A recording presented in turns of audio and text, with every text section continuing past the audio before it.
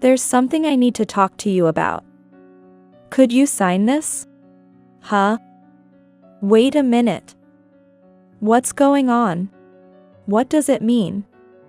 It means I want a divorce. You are no longer of any use to me. I couldn't understand what he meant by no longer of any use. What does that mean?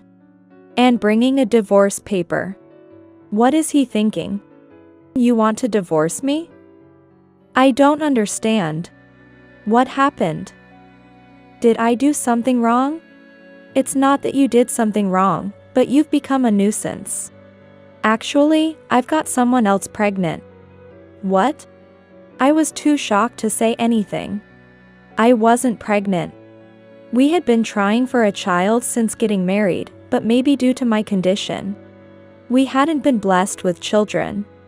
I wasn't particularly eager for children, and with work at the company, I hadn't been too concerned. Could it be that my husband has had children with the other woman? I'm not pregnant, though. Like a menopausal hag like you could get pregnant? You can't have children, don't earn much. You have no appeal as a woman. And you're only good as a maid for a few more years. I've decided to remarry a young, fresh woman, so you're no longer needed. Smirking, he said this to me. I couldn't tell what he was thinking or feeling. But the only thing I was sure of was that he's a lost cause. So, you've been cheating, huh? You are the worst. Don't you have anything to say for betraying me? I've been taking care of a charmless woman like you all this time. Why should I be the one to apologize? You should be thanking me for looking after you for years. I cannot remain silent after being told something so terrible. Moreover, there was one fact I hadn't told my husband yet that could turn the tables. When I calmly informed my husband of this particular fact. My name is Catherine, and I'm currently running a company. This company was managed by my father, but I took over as president when his health declined. I believe Catherine can continue to manage things well. Please do your best. Don't worry about the company, leave it to me. You should focus on your health, Dad. I had never run a company before, but after graduating from university, I started working at a small venture company, gaining experience in management along the way. With that experience, I thought I understood what was important in running a company. Though it was tough at first, with the help of the senior staff, I managed to keep the business going. Ms. Catherine. You've been working non-stop lately, are you okay? You need to rest occasionally, for both your mental and physical health. No. If I, the top, don't work, who will follow? Besides, I've always been physically strong, so don't worry. I was working from morning till night, every day. To the point that my employees worried about me, and I was exhausted. But more than that, I felt a responsibility as the president, not to ruin what my father had built. Also, being young, if I acted like a lord, no one would follow me. That's why I worked harder and continued to make more efforts than anyone else. The company continued to grow, and our annual sales kept increasing. I was receiving a modest salary, but I made sure to give back to my employees. So the atmosphere within the company was good. With the business running smoothly, I was able to find some time for my personal life. And as I was reaching the age where I needed to think about marriage, I started looking for a partner. Among the men I met there was one who was incredibly kind to me. I had a great time today. Shall we go out for dinner again next week? Of course. I'm free next weekend, so let's keep in touch. Got it. Take care on your way home. Although he wasn't exactly my type, I understood the difference between a couple and a married couple, as many of my friends were married. By this age, I knew how to choose a life partner. He wasn't my type, but I believed him to be trustworthy and thought we could build a good marriage together. We started dating, and about half a year later, we got married. It wasn't a romantic marriage, and we were both not that young. But we thought we would live a happy married life in our own way. There was something I hadn't yet told my husband about running the company. I had mentioned that I inherited a company from my father, but I said it had an annual revenue of about 1 million, and that I earned less than the average salaried worker. I didn't intend to hide the financial details. I just thought that money wasn't so important in an equal marriage life. Therefore, I didn't talk about the exact amounts. The company actually made close to 200 million in annual sales. But since I only took a slightly higher salary than an average salaried worker, I didn't consider myself wealthy. My husband was busy with work now, and I thought I'd talk about the company again once things settled down. However, one day, half a year into our marriage, "Hey, where were you last night?" "Huh? Last night? I heard from a friend who works at a nightclub that you were there. What were you doing?" I confronted my husband as soon as he got back from work, but it was true. A high school friend of mine, who now works as a bouncer at a nightclub, contacted me saying that my husband was there with a few young men. It's not that going to a nightclub immediately means cheating. And I understand that some company socializing is unavoidable. However, it's not something to feel good about. According to my friend, the husband brought his juniors with him. It would be understandable if he was brought there by his seniors or bosses. But bringing juniors meant he took the initiative. Why would a married man do such a thing? I had those feelings. And you brought the juniors. Why would you do that? Didn't you think about how I would feel? I have to let the juniors relax a bit, right? Besides, if I get promoted, they'll be my subordinates. So I have to build a good relationship with them. But that doesn't mean you have to go to a nightclub. I think going to a pub would be just fine. What? Are you jealous? We're both old enough, don't be jealous over such things. Smirking, he spoke to me in a mocking tone. Jealousy. Indeed, I felt jealous.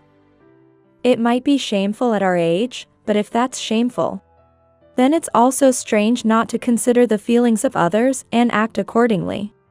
It's not fair that only I am blamed. Don't you consider my feelings at all? I don't like it, so you could at least stop. It's not like it's a big deal, right? We're going to be married for many more years. So if you can't forgive a little womanizing, we won't last. He spoke as if he was entirely in the right. Does he truly believe he's done nothing wrong? Despite me saying I'm uncomfortable, he only insists on his perspective. This isn't a discussion, it's a one-way street, and I thought it pointless to continue. So I went back to my room for the day. I hadn't felt this during our dating period, but maybe this is his true character. My husband always prioritizes himself, indifferent to how his actions affect others. That seems to be his mindset. After that realization, my view of my husband changed. Observing his words and actions in daily life, his selfishness stood out. Welcome home. Dinner is ready. I've already eaten, so no worries there. Is the bath ready? I'd like it with rose bath salts today. Can you prepare that? Again? If you're going to eat out, you should let me know. That way, I won't wait for you and I'll just prepare my own meal. I've also filled the bath, so heat it up yourself. You're making a fuss over nothing. And is it with rose bath salts? No, but I won't refill it just for that, it's a waste of water. I'm in the mood for roses, so nothing else will do.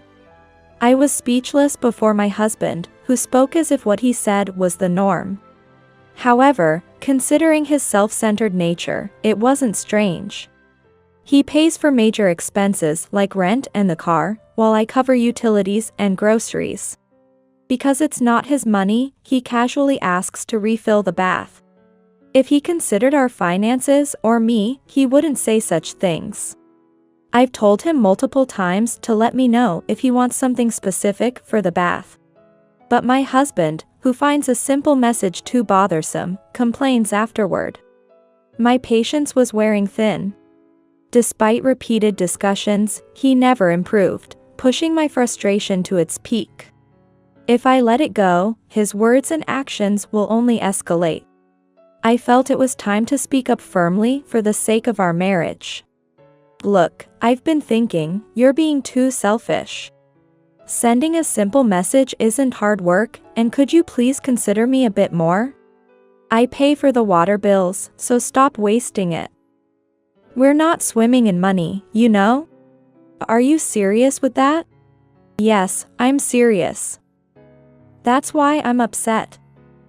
Can't you understand my feelings? Don't mess with me. How dare you, a wife, defy her husband? He slammed the table forcefully. My heart raced, and I was lost for words.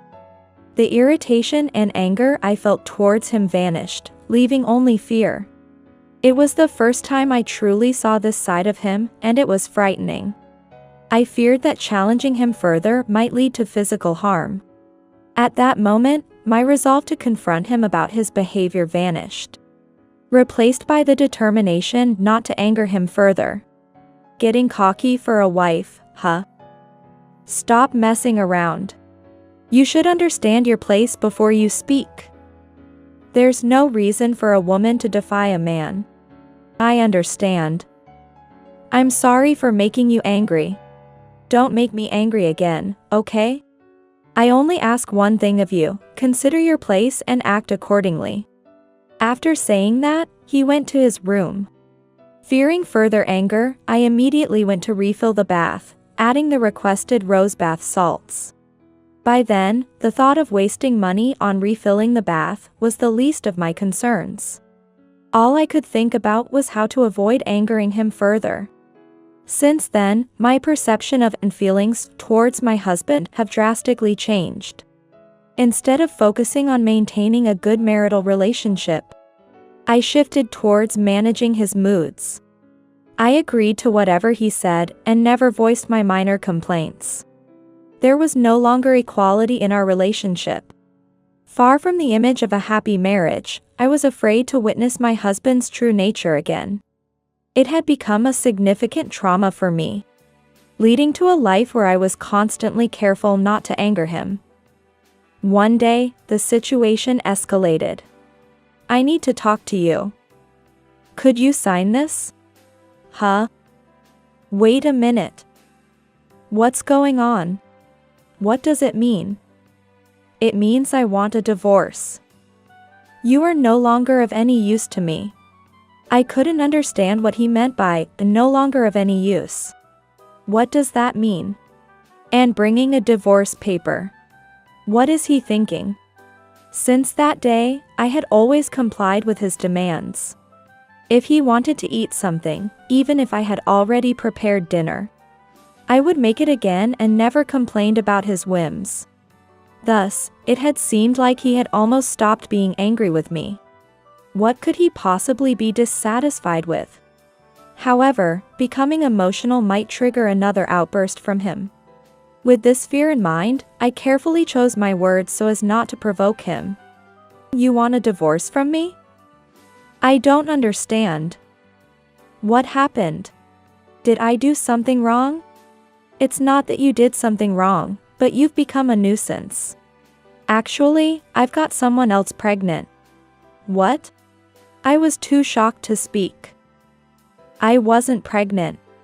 We had been trying to have a child since getting married. But perhaps due to my condition, we hadn't been successful. I wasn't particularly eager for children, given my focus on the company. Could it be that my husband has had children with the other woman? I'm not pregnant, though. Like a menopausal hag like you could get pregnant? You can't have children, don't earn much.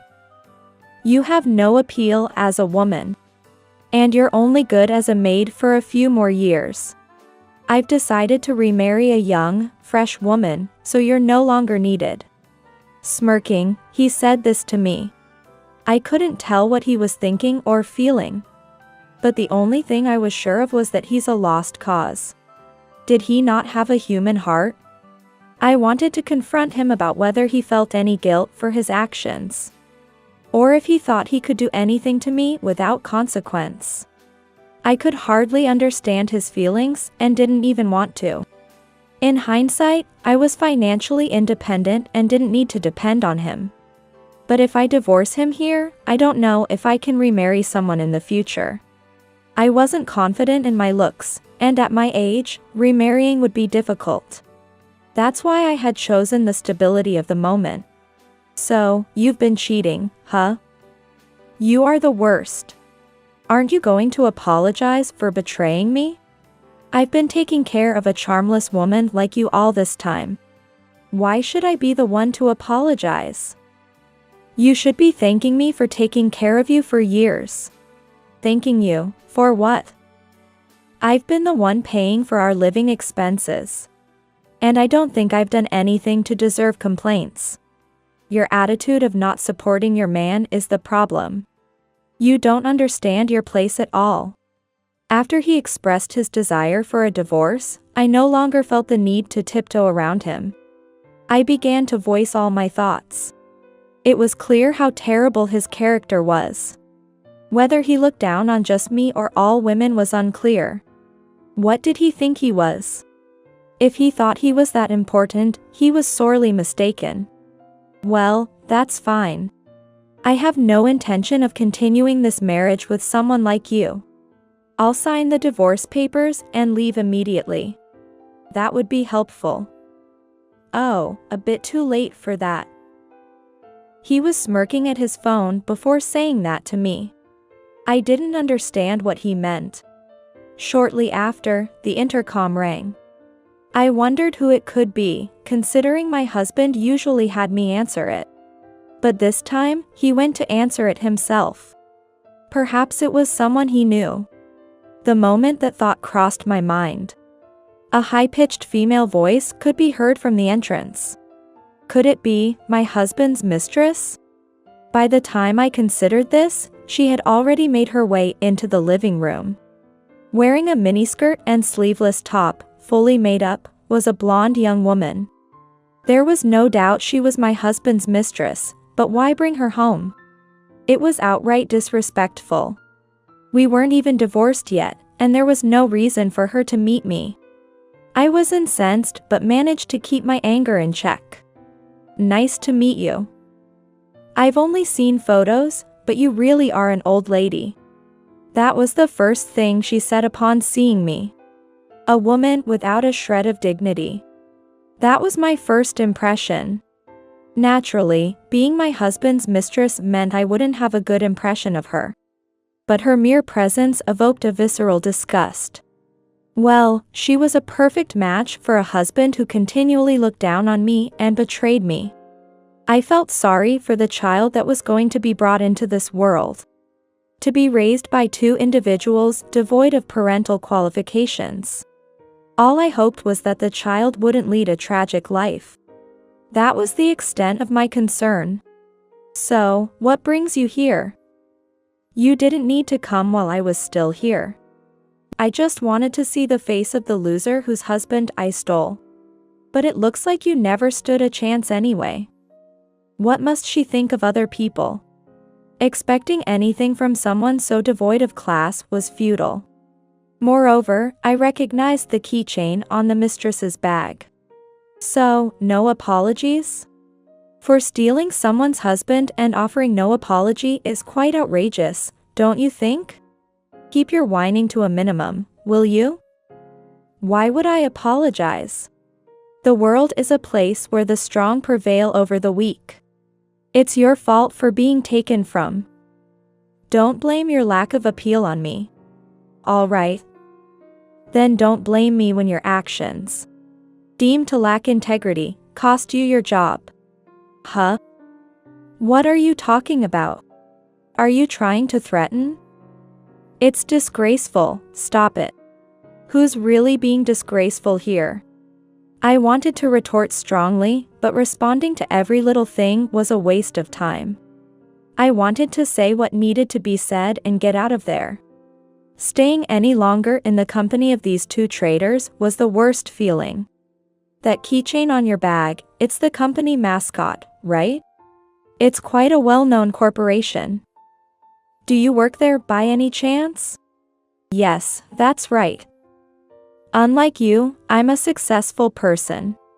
I've achieved economic success, and my looks are on par with a model. There's not a single aspect in which you could beat me. Then that's too bad. You didn't realize you were talking to the president of the company you're employed at. What? Her expression changed instantly when I said that. I hadn't expected one of my own employees to be my husband's mistress. But the world is indeed small. I was surprised too, but yes, you're an employee at my company. I don't intend to bring personal issues into company management or harass you. But I don't think someone who steals others' husbands has a place in our company. Wait a minute. That's a lie, right? There's no way someone like you could be the president of such a large company. It's true. If you don't believe me, why don't you ask one of the department heads? After saying this, the mistress immediately contacted someone. Probably to verify if I was indeed the company's president. Her face turned ashen as she realized the truth, and she began to prostrate herself before me. I hadn't expected her to turn on a dime like that. But did she really think a simple act of prostration would erase all her actions? If so, she's grossly underestimated the situation. Society isn't so lenient that a mere apology can absolve one's actions. Especially not when you've wrecked a home and ruined a life. A single act of kneeling can't possibly make amends for that. I'm sorry. It wasn't like I had bad intentions. You knew he was married, yet you engaged in an affair, didn't you? And now you say you had no bad intentions? Do you really think that excuse holds any water? I just got carried away. And I'm a victim here too. That's right. Despite taking precautions, he removed them. And I ended up with an unwanted pregnancy. Please help me. At her words, my husband's face changed, probably lying. Given his prior assertion that she was possessed by some momentary folly. Moreover, she had desperately tried to assert her superiority over me. After all that, now claiming victimhood is wrong. Not that I'm siding with my husband, but this seems too much even for him. Likely, this is her true character showing. Wait a minute. Don't lie about me tampering with contraception. You were the one constantly saying you wanted to have my baby. That's not true. Why would I want a baby with a married man? So, you portray yourself as the victim to seek sympathy? You suck. Shut up. I wish they wouldn't air such an ugly quarrel before me. Seeing two betrayers turn against each other, unaware of how I might feel, is appalling. Aren't they embarrassed? Exposing themselves like this. It's hard to see them as anything but devoid of pride. Perhaps they're driven to a corner, but they're mistaken if they think this ends here. I don't plan on aiding either of them, and they will both face the consequences of their actions. Well, whatever. I'll be demanding a fair settlement from both of you. You should learn what it means to have an affair while married and pay the price for it. Wait a sec. You don't need such petty cash, do you? Excuse me? What are you talking about? I mean, she works for a huge company, right? We need to talk about this. You're the boss of that place, aren't you? Yes, I am. Our annual revenue is around 330 million, I suppose. But working there isn't about the money for me. And being the president doesn't mean I won't claim damages. No matter how much money one has, as a member of society, one must take responsibility for their actions. They have hurt me and stolen my precious time, something that can never be returned. They should better understand why laws exist. I don't care if your baby will cost you, I'll demand what's due. And if you can't pay, we'll go to court. I'm that serious, so don't underestimate me. Please wait. Don't say that. I'll do anything, even kneel. I'm truly sorry. I deeply regret my actions. Regret and kneeling now change nothing. What I seek isn't an apology or your prostration. You do understand my words, right? But instead of making excuses, why not talk to friends or family about helping you pay the damages you can't afford? As I said this, she broke down crying. Though it seemed like I was cast as the villain, I hadn't done anything wrong. Demanding compensation for being cheated on is a natural right.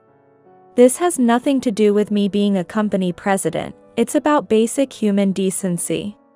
Watching her crumble, I gathered my things and decided to return to my parents' home for the time being. Ignoring all subsequent attempts at contact from my husband and his mistress, I decided to leave everything in the hands of my lawyer. A month later, the divorce was finalized, and I successfully claimed a substantial amount in damages from both of them. Demanding a lump sum payment was a given. I couldn't trust people capable of betrayal to stick to a payment plan. As a result, my ex-husband nearly drained his savings, now reportedly penniless. The young mistress, lacking sufficient funds, resorted to begging her parents to cover the payment. Furthermore, a common acquaintance shared that the pair did not end up remarrying, but separated instead. Likely, her attempt to play the victim in front of me played a part in their split. Even my ex-husband probably didn't want to remarry someone who would betray others at the drop of a hat. It's ironic, considering the betrayal I experienced at their hands. Yet neither seemed a suitable match for the other. Regardless of their relationship status, my ex-husband is now obligated to pay child support. Whether he will fulfill this responsibility remains to be seen. Both are set for a difficult life ahead. Not just financially, but also in terms of employment and personal relations. The repercussions of their actions will only magnify over time, making them realize the gravity of their decisions. Any future apologies or regrets will be too late. I guess people who can't judge right from wrong and can only be loyal to their immediate desires end up living a life like my ex-husband and his mistress, facing consequences they hadn't anticipated. Meanwhile, I continue to manage my company successfully, enjoying my days. I have no plans for remarriage or dating at the moment, choosing instead to cherish my own time. There's a wide array of personalities in the world. Yet what my ex-husband and his mistress did goes beyond mere personality differences. I have no intention of repeating their mistakes, and plan to be more selective about my associations moving forward. Life is too precious to waste any moment of it.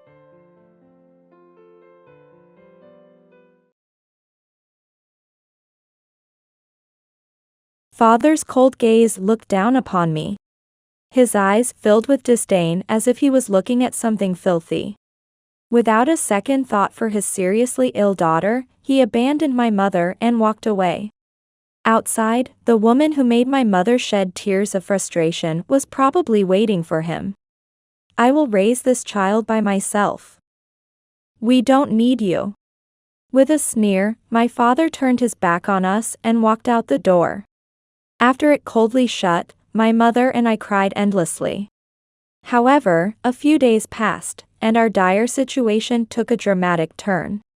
Despite ignoring his persistent calls, I finally had the courage to say to my father, "Father? I don't recall having a father, aren't you mistaking something?" The tables had turned. My mother and I feared nothing anymore. "I'm coming over now," the man who once was my father bellowed. My mother and I decided to set a trap for him as we waited. My name is Alice, a normal 11-year-old girl who could be found anywhere. The only difference is that I have a very weak body. I've been sickly since I can remember and could hardly ever attend school properly. Most of my waking hours are spent at home, reading books or drawing. I always feel sorry for the trouble I cause my mother. My mother's name is Sherry. Despite also having a weak constitution, she works from morning till night for my sake. Don't worry about anything, Alice. It's okay. I will work hard. The person making my mother's difficult life even harder was my father, Tom. In the stories I read, there are many unworthy adults and villains. Frankly, my father was worse than any character in those stories, both as a person and as a parent. My earliest memories are of my father making my mother cry. He never contributed financially to the household, instead spending his time wandering aimlessly. My mother paid for everything including the water, electricity, gas, and food bills. I can't forget how desperately my mother clung to him, no matter how harshly he treated her. Please, cooperate. Think about your family for once. You're annoying, let go of me. Do you want to get hit? My father had a mistress and made no effort to hide it. You'd think my mother would have divorced him, but she had no relatives to turn to. She didn't want her daughter to grow up without parents, like her. My father knew this and used it to torment her further. You don't want Alice to grow up with just one parent, do you? Then don't interfere with what I do. Is that something a father would say? You're the worst. Shut up. Hey, you know what? Don't even think about crying to my relatives or your work colleagues. If you try anything funny, we're getting a divorce. Then Alice will have only one parent.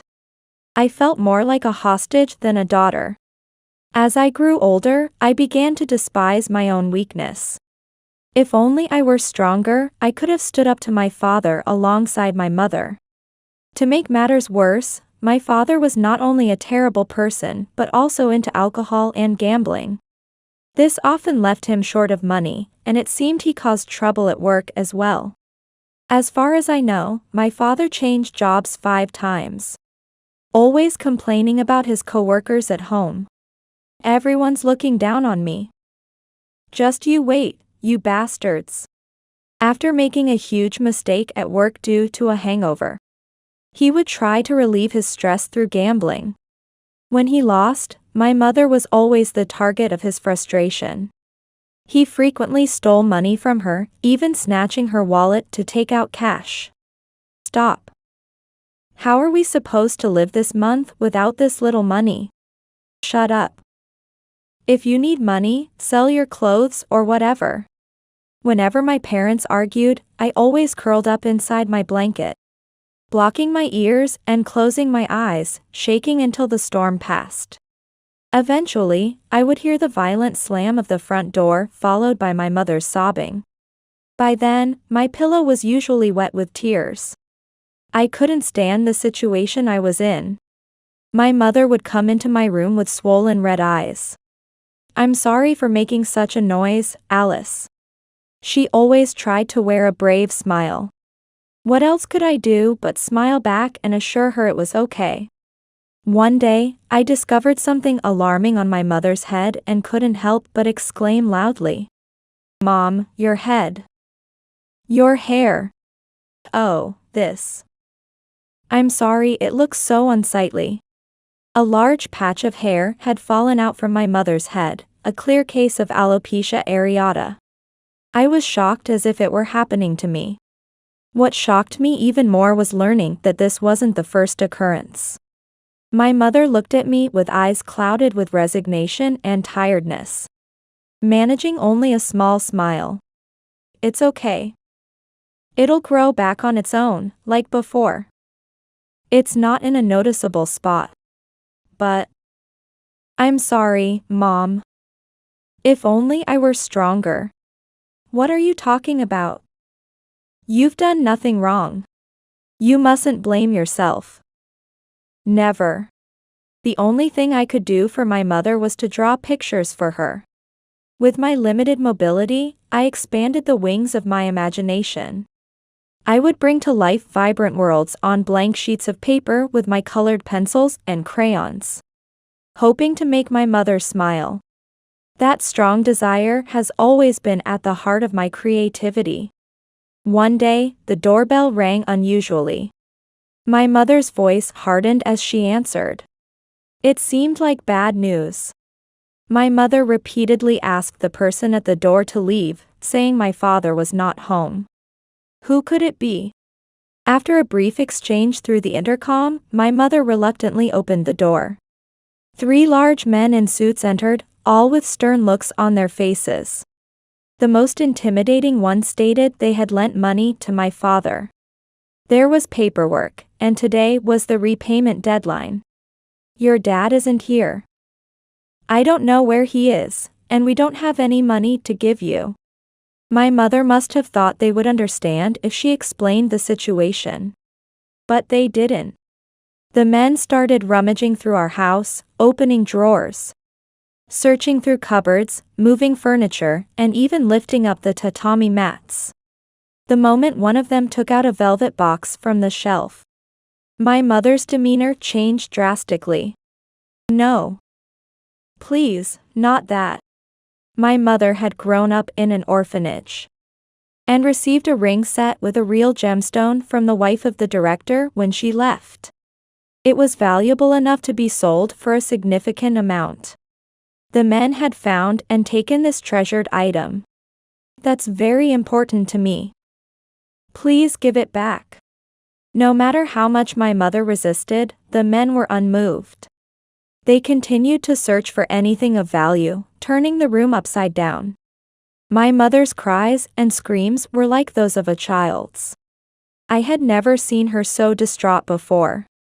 After the men left, my mother collapsed amid the mess, hanging her head for a long time. Suddenly, she began throwing anything she could find around her, crying and groaning as if something pent up had exploded within her.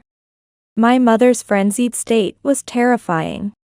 When I hugged her from behind, she came back to herself and began to sob softly. I'm sorry.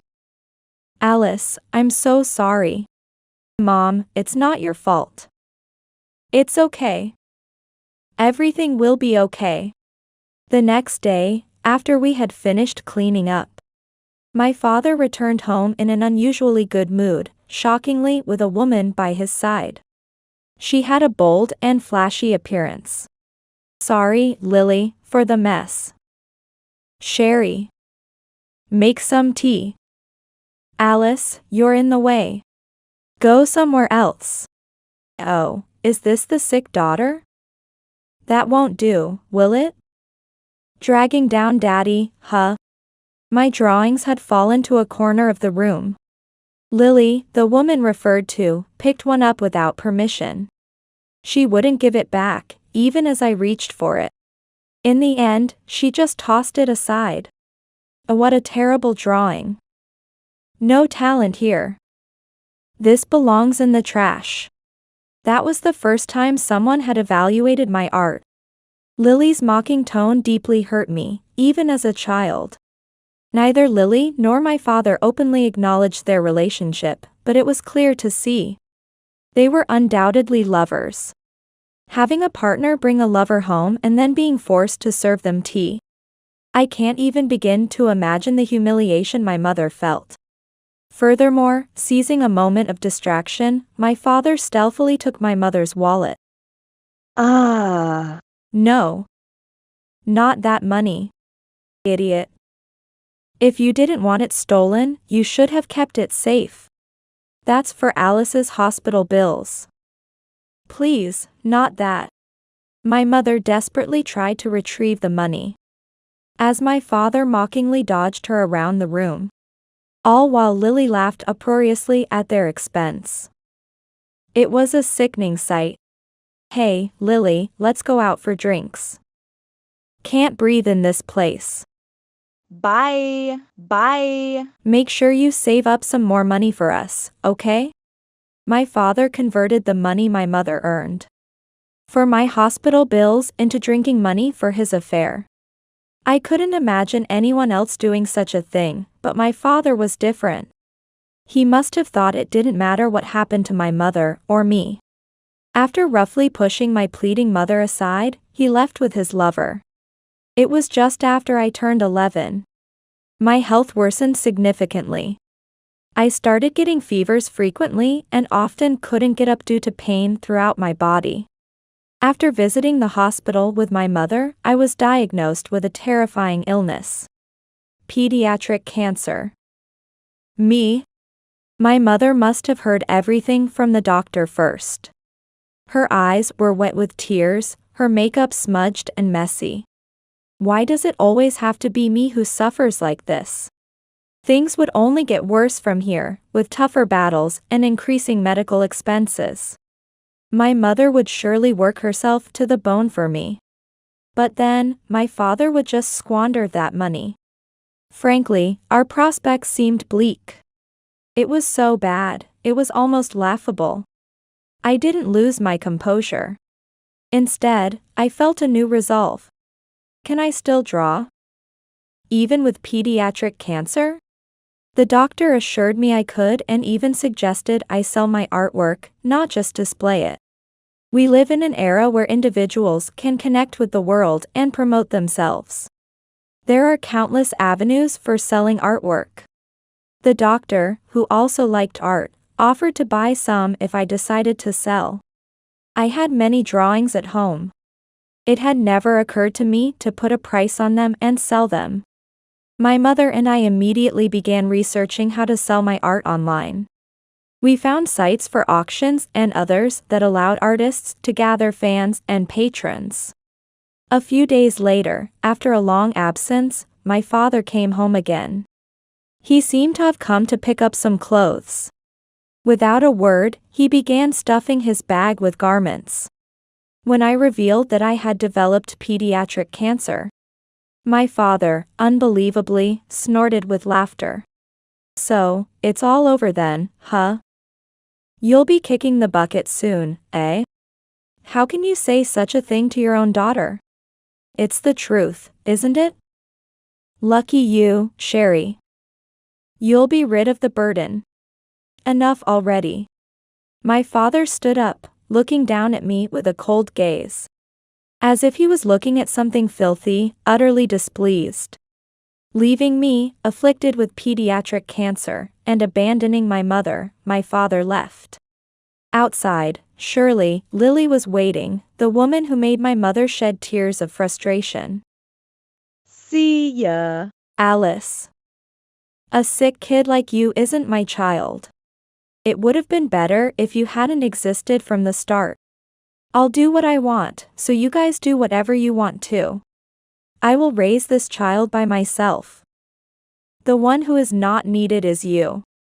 My father sneered at my mother's soulful cry and turned his back. After the front door coldly closed, my mother and I embraced and cried. However, those tears were actually of joy, liberated from a worthless man. One day, while I was drawing in my room as usual, my mother's smartphone rang with a call from my father for the first time in a long while. He wanted to speak to me. I put down my pencil and answered the phone. His voice sounded unusually cheery and somewhat frivolous. Hey, Alice. It's been a while, hasn't it? How's the illness? Are you keeping well? What do you want? If it's nothing, I want to hang up. Oh come on, don't be so cold. You know, I am your real father? Father? I don't have a father, do I? I could hear him clicking his tongue over the phone, clearly irritated by my response. What a selfish man. I was getting tired of this conversation. Why don't you just say it? You found out my paintings are selling for a high price, didn't you? Yeah. That's right. Alice, you've got talent for art. There was a TV interview, right? I saw it. The girl who continues to paint while battling illness, wasn't it? Wow, as a father, I was so proud. Indeed, my artwork has received worldwide acclaim. Encouraged by my doctor, the results came from selling my work online. The more I released, the higher they sold at auction. An unbelievable amount of money was being transferred into my bank account every month. I had my mother quit all her jobs to focus on caring for me. Our time together increased, my mother's health visibly improved, and it was all positive. I had anticipated that my father would contact us eventually, flattering us in hopes of leeching off our success. You're even streaming videos of you drawing, right? I heard you've got 2,000 subscribers? That alone should be enough to live on, right? Wow, you really are amazing. Thanks. Is that all you called for? Because I'm going to hang up now. Wait. That's not it. Look, Alice, I've got a bit of a situation. Lately, I've been feeling a bit unwell, can't really work much. I'm completely broke. Oh, that's too bad. Goodbye. Then. Wait. Please, I'm begging you. You understand, right? Just lend me a little money. You're making a fortune, aren't you?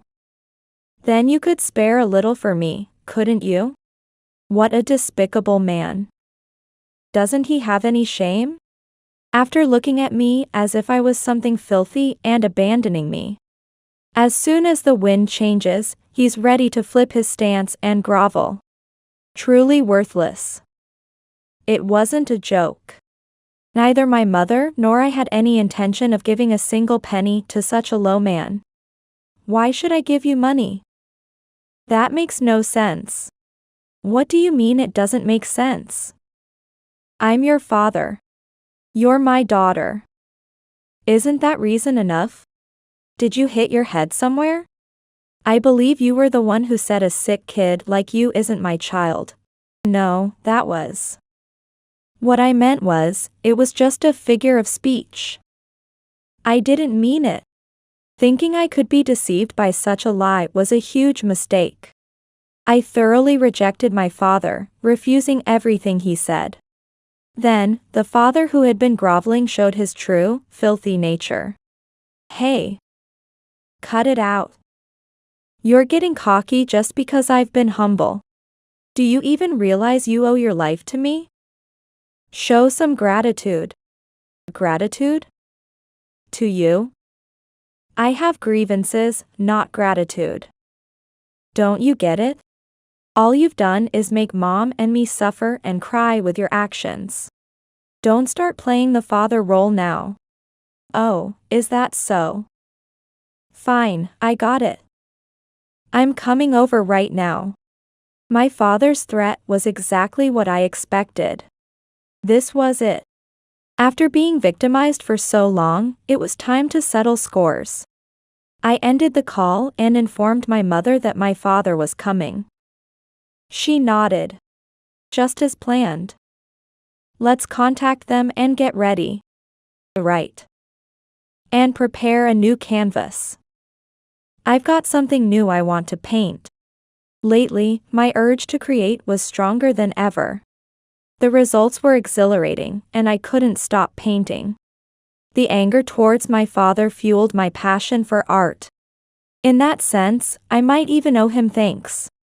Hours later, my father arrived, with his mistress Lily in tow. The contempt in their gaze as they looked at my mother and me was palpable. My father looked around the room and scoffed. Tripods, cameras, canvases, easels. What's with all these paints and brushes? Acting like a real artist, huh? A pediatric cancer patient burning life to paint, right? And where are the paintings? Doesn't look like there's a single one here. Did you hide them? They used to be all over the place. Hurry up and bring them out. The two of them didn't hold back their spiteful comments. I felt a burning rage. I hadn't forgotten Lily's dismissive, terrible comment about my art. Not that her taste was reliable anyway. I manage all of Alice's works. And no, I won't tell you where they are. Honestly, I couldn't care less about the paintings. Give us the money. You earn, we take. That's how everyone gets happy, right? Let's keep it going, shall we? That works for you, right? That's absurd. Why should we give Alice's hard-earned money to you? It doesn't make any sense. Even a child understands this. My mother's newfound assertiveness seemed to shock both my father and Lily. Quitting her job to focus on us had changed her. She looked healthier, more vibrant, and seemed to radiate strength. Moreover, Tom, all you've ever done is cause distress. As Alice said on the phone, we have grievances, not gratitude.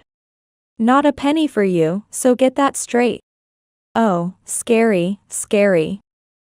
Once you have money, suddenly you're all high and mighty. Don't underestimate me, you ugly woman.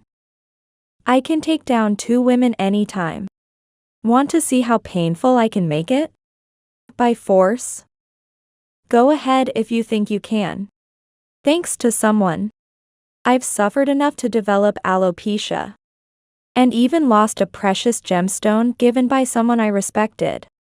Come if you dare. I'll show you just how angry I am.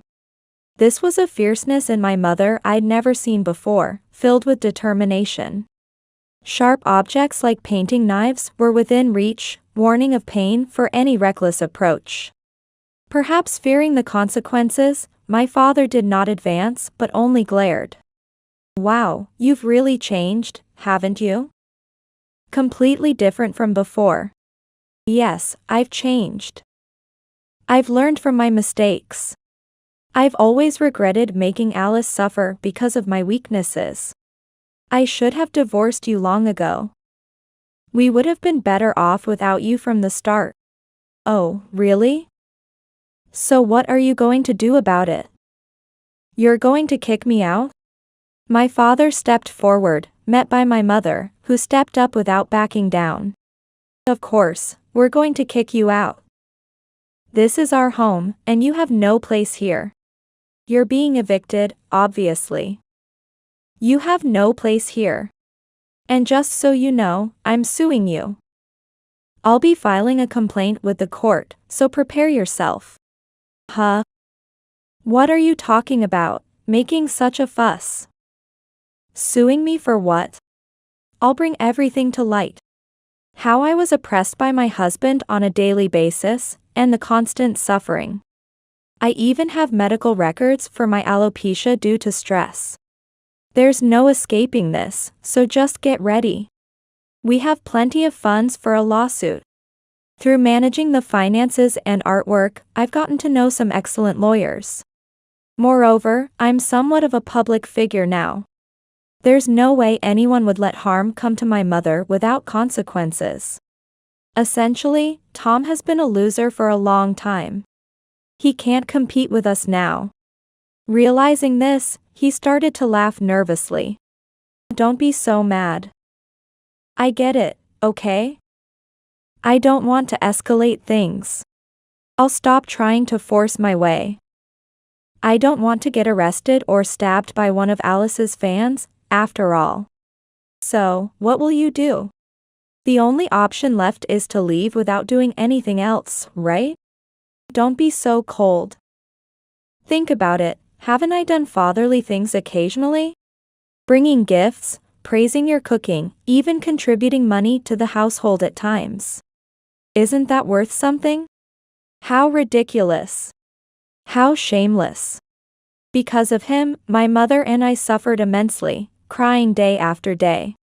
Memories of distress are all we have. I don't recall any fatherly deeds from him.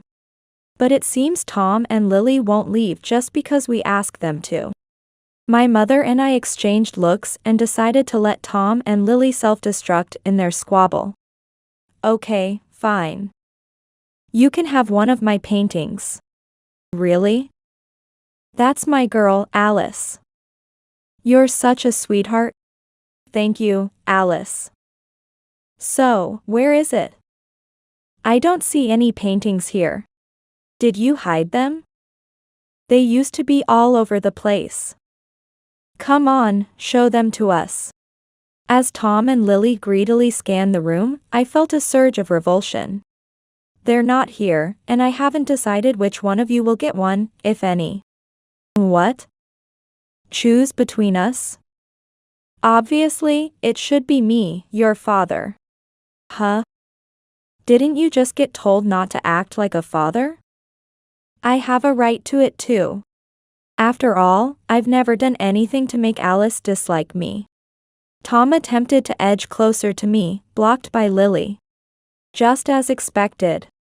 Both were only thinking of their own benefit. The unsightly dispute between the lovers began. Listen, both of you. Tom is the worst. He's been seeing other women besides me. And to think he's not even that good-looking, so arrogant, right? A good-for-nothing without a shred of responsibility. You're one to talk. You've been seeing other guys too. And you're married, aren't you? Just roaming around while your husband is stationed overseas. I don't care. He's probably doing the same thing, so it's fair. Their ugly quarrel continued. Witnessing this, I grew increasingly disgusted. To think I share blood with such people. It made me wish for a complete blood transfusion. My mother was utterly dismayed, her gaze towards Tom and Lily utterly cold. I wondered why she ever married such a man. That's the look she had. That's when my mother's phone rang, likely from someone else who had had enough. Hello? Yes. Yes, of course. Please hold, I'll put you on speaker, Dad. What? Dan. Tom. I've been listening, and you've been nothing but trouble. Dan? What? What's going on? Through the speaker, the angry voice of my grandfather resonated. Chastising Tom for his actions and intentions, marking a turning point for our family.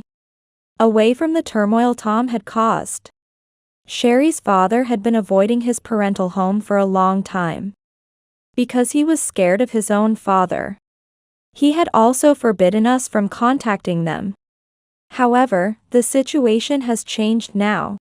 As my grandmother and relatives on my mother's side have become allies to my mother and me. I've heard that you've been tormenting Sherry and Alice all this time. You've always been a good-for-nothing, and it seems you haven't changed a bit. Shame on you. Wait a minute. Why would Dan? What do you know? I know everything. We've all been watching everything unfold. Everyone. Oh no. You don't mean, through that camera? Indeed, that was the case. Since my father and Lily arrived, I had been live streaming their actions. Using the same approach I usually do for my video streams, but this time, only sharing the URL with my grandparents' house. Our relatives had gathered at my grandparents' house. Likely watching my father's disgraceful actions on their TV screen. Having to witness the extent of your stupidity has embarrassed me beyond belief. I already know everything, including where you live and where your mistress resides. All thanks to Sherry. Tom, you better be prepared. Huh? You're planning to come here? Stop. Don't you dare come. Silence. I'll grab you by the scruff of your neck and make you apologize to Sherry and Alice. My grandfather's anger was genuine, and even through the phone, it felt intense. My mother, standing firm, added to my father and Lily's despair. Running away is useless. We know your patterns, your car's license plate, and even the hotels you frequent. We've hired a detective agency to uncover everything. It's only a matter of time before you're caught. This is the worst. What is happening? This is the lowest. We have nowhere to run. It's all your fault, you worthless man. What did you say? It's because you're always wasting money that I had to find a way to get more. It was your idea to sell Alice's paintings. Have you forgotten? As they continued to argue amidst the crisis, I couldn't help but feel completely disillusioned. Whatever happens to these two despicable adults, I couldn't care less. A week later, my father and Lily were arrested by the police for shoplifting at a convenience store, seemingly out of desperation due to a lack of money. If they had access to their credit cards, they might have managed to stay on the run for another month, but they were blocked. Thanks to my mother contacting Lily's husband abroad. At the police station, my grandfather made good on his promise and confronted my foolish father. After paying a fine and being released, my father was brought before us by my grandfather. I am truly sorry for the trouble I've caused. Despite his apology and bowing in submission, neither my mother nor I were willing to forgive him. Yet, it felt like a closure of sorts. On the spot, my father was made to sign the divorce papers and was taken back to his parental home by my grandfather. Watching his dejected figure, I couldn't help but feel that he got what he deserved. My mother demanded a settlement of $15,000 from my former father for the years of oppression. Considering everything, it seemed a modest amount. My former father was also sued by Lily's husband for $20,000. A justified sum given that he had taken advantage of the husband's absence to misuse his home. Burdened with debts to pay these settlements, my former father now lives a constrained life, unable to receive help from his parents. He resides in a small apartment owned by an acquaintance, working diligently to repay his debts. His reputation tarnished, he faces a long road of redemption. Recently, my mother received a desperate call from him, pleading for help. I can't take this life anymore. I'll do anything, just help me out. You'll do anything? Then never contact me again. That's all I want. Sherry. Wait, Sherry. As for Lily, her fate wasn't much brighter than Tom's. Abandoned by her husband, who was on a business trip, she was left with nothing. Unable to reach Tom for help, she ended up lost and alone. Returning to her family would have been an option, had they not disowned her long ago. As a result, it didn't take a month for her to end up as a homeless woman, now seemingly a source of solace for others in her situation.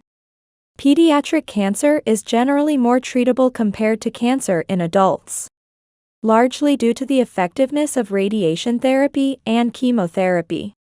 Approximately 70 to 80% of cases result in recovery. I was no exception. With the money earned from my paintings, I received the best treatment available and successfully overcame cancer. Moving forward, I plan to intensify my creative efforts as a way to give back to my mother, who has endured so much because of me. To start, I've built a house with a garden, a large custom home filled with our dreams. It includes my studio, a room for my mother to relax, a home theater, and an island kitchen. It's perfect. Had I not contracted pediatric cancer and met that doctor, I wouldn't have considered selling my art.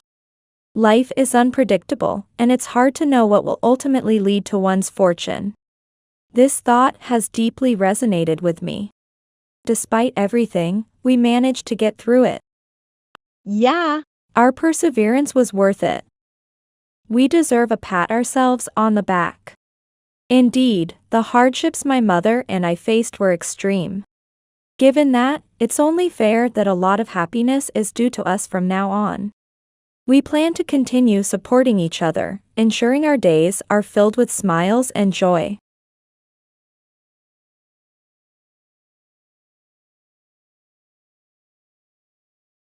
Make sure everything is cleaned up. While I was having a cup of tea with Daisy, Sam said that and left. What's with that attitude? It's okay. It's not okay. Daisy got angry at me for getting used to Sam's attitude. Then, she offered to help clean. Ugh, my brother really does not know how to clean. Sam's room was such a mess. Daisy and I chatted while cleaning up. During that, Daisy reached for something. Oh, that's. I tried to stop Daisy from opening the drawer without permission. But before I could, I heard Daisy's surprised voice. What's this? Oh. What happened? Oh, no. Seeing the photo in Daisy's hand, I was speechless. A happy family photo and a completed divorce paper. That was a wake-up call. Daisy, will you help me? Of course. With a strong ally by my side, I started preparing to fight. Starting with getting rid of everything. Thinking that in my mind, I rolled up my sleeves. My name is Lisa. I am a 35-year-old housewife. I've been married for 5 years, and we don't have children. Still, I had a gentle and peaceful marriage life with Sam. Our meeting was arranged by an acquaintance, a so-called matchmaker. Both of us had just broken up with our exes and were tired of passionate romances. Sam and I shared similar values, but I didn't feel the excitement I had felt with my ex. However, thinking it was fate, I decided to marry Sam during the suitable age for marriage. Sam decided to marry me for a similar reason, so we never discussed it. Sharing the same values, we had no major troubles living together. We divided household chores and responsibilities. I handled the household chores, and Sam worked. Despite hearing about love marriages around us, I could genuinely say, I am happy about our marriage life. However, our peaceful life was suddenly disrupted. One day, Sam, who usually doesn't drink much, came home drunk. He returned at 3 a.m., and I greeted him at the entrance. Welcome back, you're late. It was supposed to be our usual routine, but Sam was acting strange that day. Shut up. It's my business when I come back. I was confused by the way he was acting. I could smell alcohol in his breath as he yelled and swore. After all, I married you to make you do household chores. Don't interfere with me. You're just a maid. That's. I was shocked to hear Sam's true feelings for the first time. Even though our relationship was a bit bizarre compared to others' relationship and marriage, I loved Sam, and I thought Sam loved me too. I wanted to marry someone younger and brag about it to everyone. That's pathetic. Pathetic? You stole my word out of my mouth. After tossing out those words, Sam quickly went into his study, lay down on his makeshift bed, and started snoring. I stood at the entrance, listening to Sam's snore, and cried. My marriage life until now seemed like an illusion. I thought it would only get harder from here. However, the next morning, Sam was his usual self again. Good morning. What time did I come back last night? I was pushed to drink a lot. Something wrong? No. Good morning. I was puzzled by Sam's behavior as if nothing had happened. Sam, concerned about my confusion, spoke to me even more. What's up? You're acting strange today. No, it's nothing. It can't be nothing. We're married, so we should be comfortable talking about everything. Then, let me say this. Unable to hold back, I told him about last night. Sam's expression gradually faded as I spoke. And the moment I finished, his attitude changed 180 degrees. So, it got out, huh? That's terrible. You must have decided to marry me based on my job, right? I married you because our values aligned.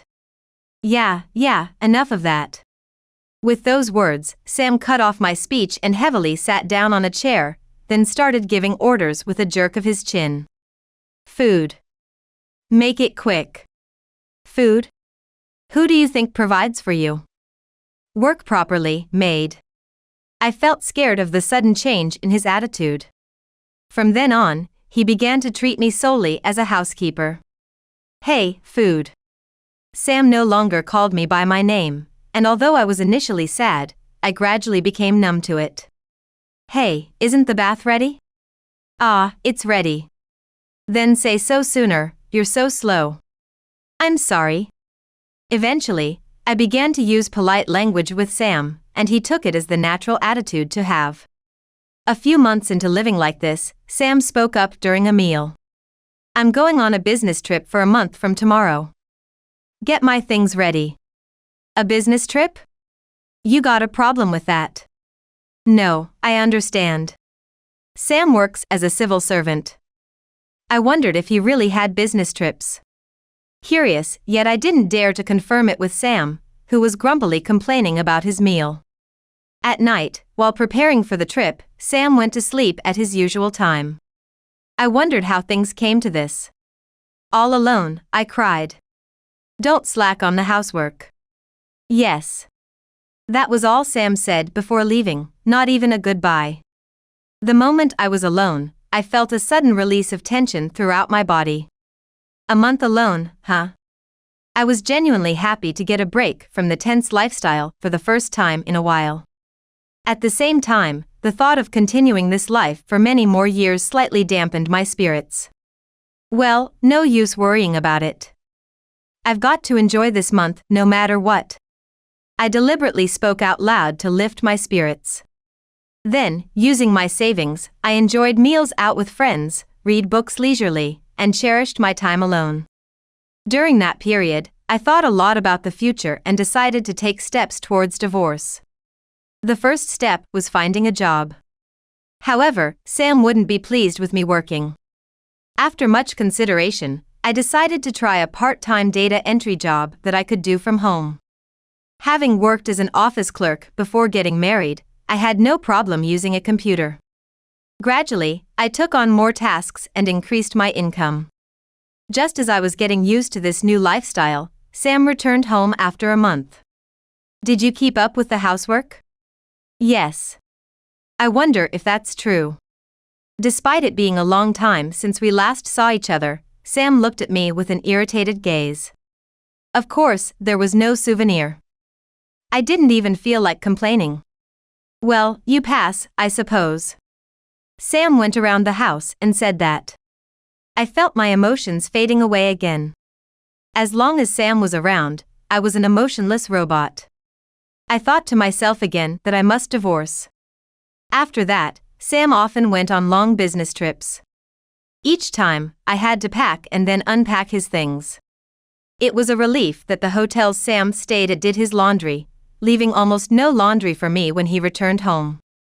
However, the scent from those clothes was something I really disliked.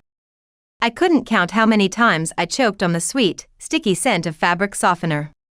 But complaining to Sam would only make him angry, so I always wore a mask when putting away his laundry. One day, my sister-in-law, Daisy, came to visit our house. Daisy, who is the same age as me but more active, has been great with me since the beginning of my marriage. I served Daisy some cake and tea I had made, and she sat down. After taking a bite, Daisy showed a smile. Lisa's cakes are always really delicious. My brother is so lucky. Is that so? What's wrong? Something happened? No, it's nothing. As I forced a smile, Daisy looked at me suspiciously. I offered her more cake while trying to change the subject. How about you, Daisy? Oh, listen to this, he left his socks lying around again. Isn't that cute? It's not cute. Daisy's he refers to her recently married husband. Apparently, a familiar face from the neighborhood, her husband, who is 10 years younger than her, pursued Daisy for 10 years before they got married. Initially, Daisy treated her husband like a child, but after being wooed for 10 years, she was charmed. Despite complaining, they somehow lived together happily. I felt very envious of my sister-in-law and her husband. Hey! Is everything ready? Ah, yes, it's ready. You're really slow. I'm sorry. It seemed Sam hadn't noticed Daisy's visit. Since we hardly talk, I hadn't informed him that she was coming. So, it was no surprise that Daisy was shocked by Sam's behavior. Sam headed straight for the entrance without showing his face in the living room. make sure everything is cleaned up. Sam said that and left while I was having a cup of tea with Daisy. What's with that attitude? It's fine. It's not fine. Daisy got angry for me, getting too used to Sam's attitude, and then she offered to help clean. Ugh, my brother really does not know how to clean. Sam's room was quite a mess. Daisy and I chatted while tidying up. In the midst of it, Daisy reached for something. Oh, that's... I tried to stop Daisy from opening the drawer without permission. But before I could, I heard Daisy's surprised voice. What's this? Oh. What happened? Oh, no. I was speechless at the photo in Daisy's hand. A happy family photo and a completed divorce paper. That was my wake-up call. Daisy, will you help me? Of course. Having gained a strong ally, I began preparing to fight. The first step was getting rid of everything. With that thought in mind, I rolled up my sleeves. Daisy and I stuffed Sam's belongings into trash bags. We saved everything that could serve as evidence, including notebooks, photos, and letters. In the photos, Sam always had the gentle smile of our early marriage days. I collected them emotionlessly, while Daisy reacted to each one, expressing disgust and surprise each time. Hey, let's go to the city office now. Yes, let's do that. Daisy suggested it as if she came up with a mischievous plan, and I smirked back. Sam said, make sure everything is cleaned up. Let's clean up this relationship entirely. I quickly packed my immediate belongings, disposed of all of Sam's belongings, and headed to the city office in Daisy's car. After submitting the divorce papers, I went to stay at Daisy's house. Sister-in-law. Sorry for intruding. Daisy's husband was initially very surprised, but after hearing the situation from Daisy, he became even angrier than she was. To someone who had loved a single person for over a decade, what Sam did was unforgivable. Sister-in-law, you're welcome to stay here as long as you need. I appreciate it, thank you. After expressing my gratitude to Daisy, she apologized in return. However, Daisy had done nothing wrong. In fact, she found the evidence and even provided shelter. I was only grateful for Daisy. Sam said he would be on a business trip for a week. It would take that many days for him to realize I had left the house. I'll never forgive him. He's going to regret this. That's the spirit. Both my husband and I will help you. Daisy, thank you so much. Thanks to Daisy, I was filled with energy and motivation. I slept soundly that night, and the next day, I began looking for a lawyer. At the same time, I was searching for a new place to live, and through Daisy's connections, someone offered to rent me a room at a very affordable price. I gratefully decided to make that room my base as I continued my search for a lawyer. The first, second, and then the third lawyer I met with were all miss, leaving me exhausted. But on the fourth attempt, I finally came across a fantastic lawyer. Let's work hard together. Yes. Thank you very much. The lawyer's name was Mike, and he was a very stylish man. At first when I saw Mike, I was anxious that he might be a miss again, but it turned out that appearances can be deceiving. He efficiently handled everything from fact-checking to forecasting, making all my requests feasible. After discussing with Mike, we sent a certified letter to Sam's mistress. And we left Sam's copy on the living room table. Sam called 3 days later. Hey. What's this all about? As soon as I picked up the phone, I was greeted by Sam's angry voice. I responded calmly. It's a certified letter, you know? So. Why do I have to pay $50,000 in compensation? As it's written. This is so frustrating. Sam continued to complain irritably and kept lashing out. Hey, whose money did you use for this? Mine. Huh? It's money I earned, right? No, it's mine. While Sam provided the living expenses, my income became sufficient enough to cover my living costs. Therefore, the lawyer's fees were paid entirely with my savings. But no matter how much I explained, Sam refused to believe it. You know what? You're just a useless woman. Just shut up and do the housework, and I'll keep you provided. Just come back home already.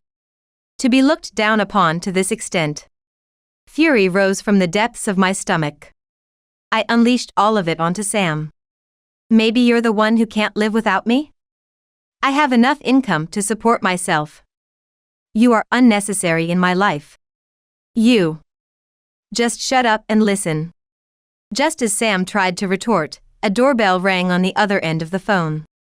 I smiled at the sound. Look, someone's at your door. Who's here at such a timing? Dad, Mom.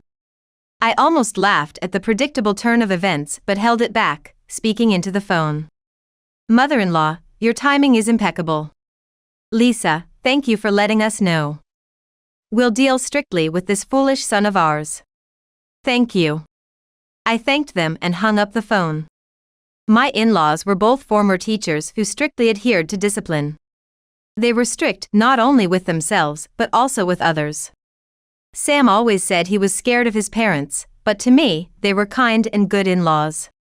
They would never condone Sam's infidelity. A few hours later, Daisy received a call from my father-in-law saying he had severely reprimanded Sam and wanted to arrange a meeting for discussion. We'll come with you. Daisy, thank you so much. I contacted my parents to schedule the discussion. They cried after hearing my story, making me feel somewhat guilty. Mom, I'm sorry for all this trouble. What are you saying? Your happiness is what matters most. For now, let's cut this bad tie as soon as possible. Yes, we might need some cleansing to take this bad juju away. Maybe I should do that too. I could hear Dad panicking on the other end of the phone as Mom said that, and I chuckled, playing along with her mischief. My parents had an arranged marriage, but they were so happy that others envied them. My positive view of arranged marriages was influenced by seeing how well my parents got along. It would be unthinkable for them to ever divorce.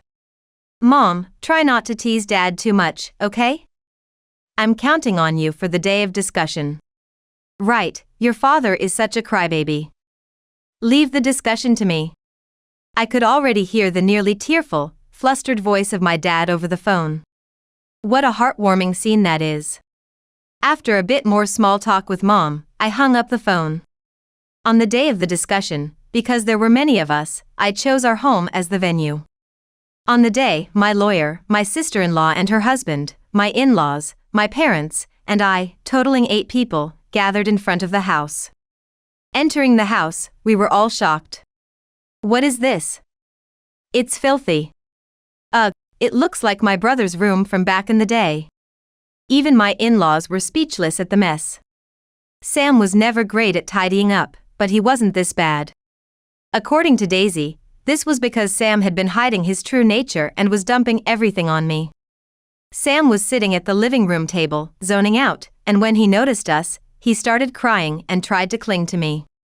My father-in-law stopped him, and Sam began to shout. Lisa, come back to me. Without you, I. Seeing Sam crying pathetically did nothing to me. I realized I no longer loved him and looked down at him with a smile. Why are you laughing? Look, it's all dirty because of you. Where have you been instead of doing the housework? We're already divorced, so I have no intention of doing the housework for this house. Sam's eyes widened at my words. Indeed, I hadn't yet told Sam that I had filed for divorce. I squatted down in front of him to tell him the truth. You told me to make sure everything was cleaned up. So, I did exactly that. Your room and our relationship. So that's why all my stuff was gone. Sam was shocked. I smiled and nodded, and his face turned red with anger. Don't mess with me. Who do you think has been supporting you all this time? That would be you. And I'm grateful for that. You repay kindness with betrayal. Oh, but I thought I was paying my dues with housework. With every retort I made, Sam seemed ready to burst with rage. Then, as he raised his hand to strike me, it was Sam who ended up getting hit. Holding his cheek in pain, Sam was stunned. glaring at him while catching her breath, was none other than my mother-in-law. I knew you were a bit insensitive, but I never imagined it would be to this extent. What you've done is unforgivable. Mom. Tears in her eyes, my mother-in-law stared him down, then turned to kneel before my parents and me. I deeply apologize for my son's outrageous behavior and for the pain he has caused Lisa. Mother-in-law, please, get up. You've done nothing wrong. My mother and I hurried to help her up. She continued to apologize, crying. Seeing his mother like this, Sam seemed to finally realize the gravity of his actions. Just as Sam started to speak, the doorbell rang at the perfect moment. With a smile, I went to greet our guests. Welcome, thank you for coming. Sorry for being late. No, you've arrived at just the right time. Please excuse the mess and come in. I led the guests into the living room. Sam's eyes widened in shock upon seeing them. Sherry. Sam. Sherry, the woman called by her name, awkwardly uttered Sam's name. I apologize for the late introduction.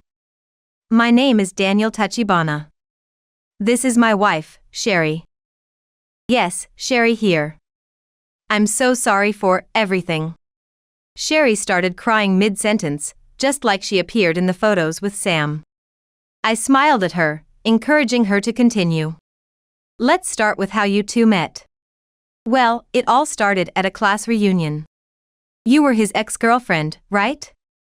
And then you rekindled your relationship after meeting there. I'm so sorry.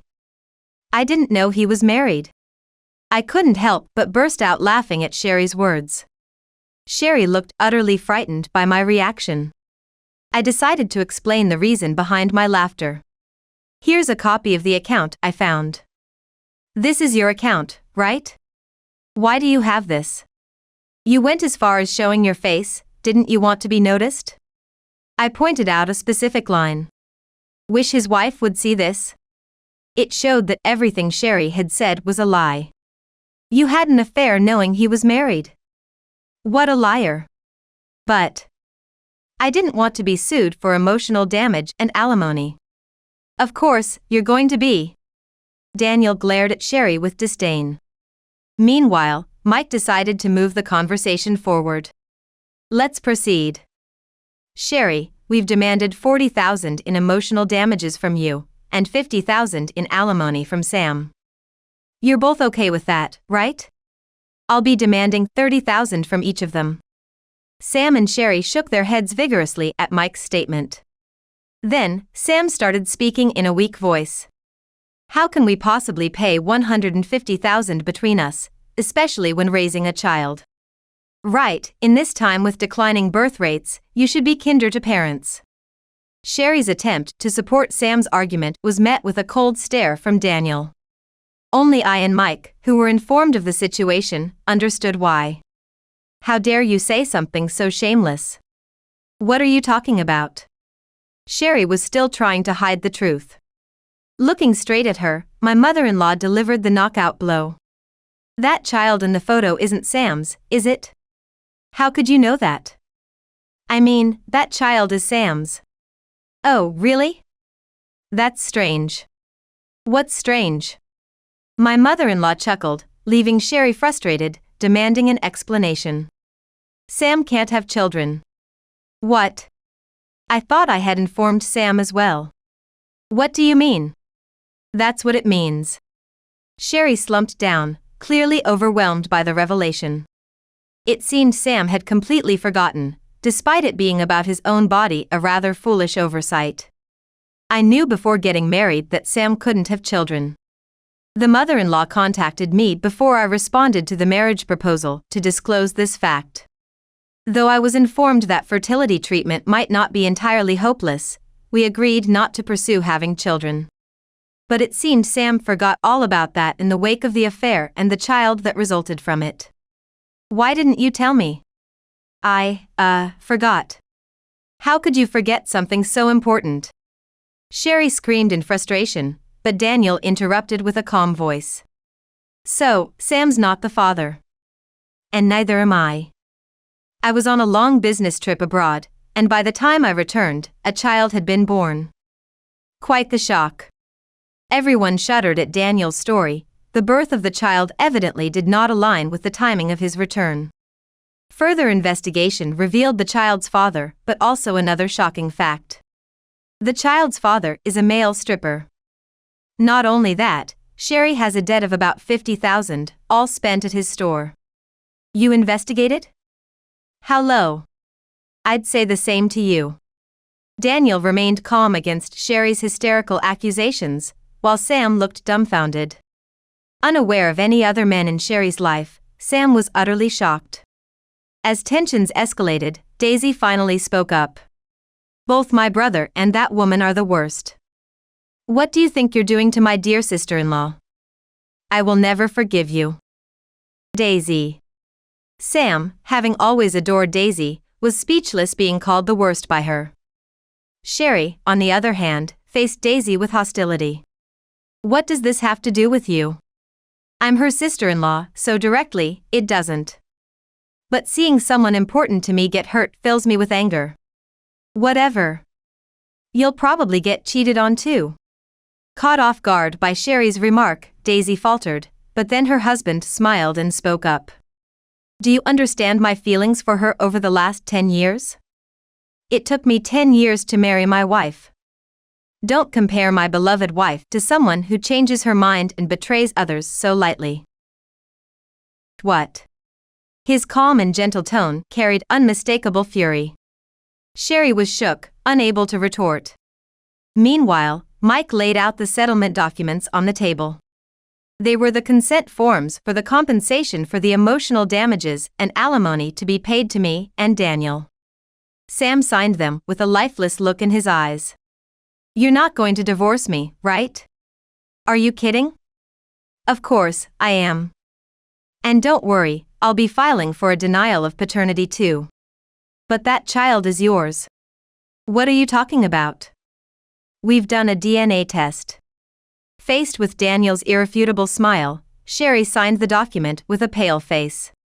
Well, whether you two stay married or separate isn't my concern. This house will be put up for sale next week. Sam, make sure you're out by then. Wait, Lisa, please Lisa. Ignoring Sam's pleas, I left the home I had grown accustomed to behind and returned to my new place, where I spent the night drinking tasty wine with Daisy and her husband. Later, I heard from Sherry's husband that she and Sam had separated.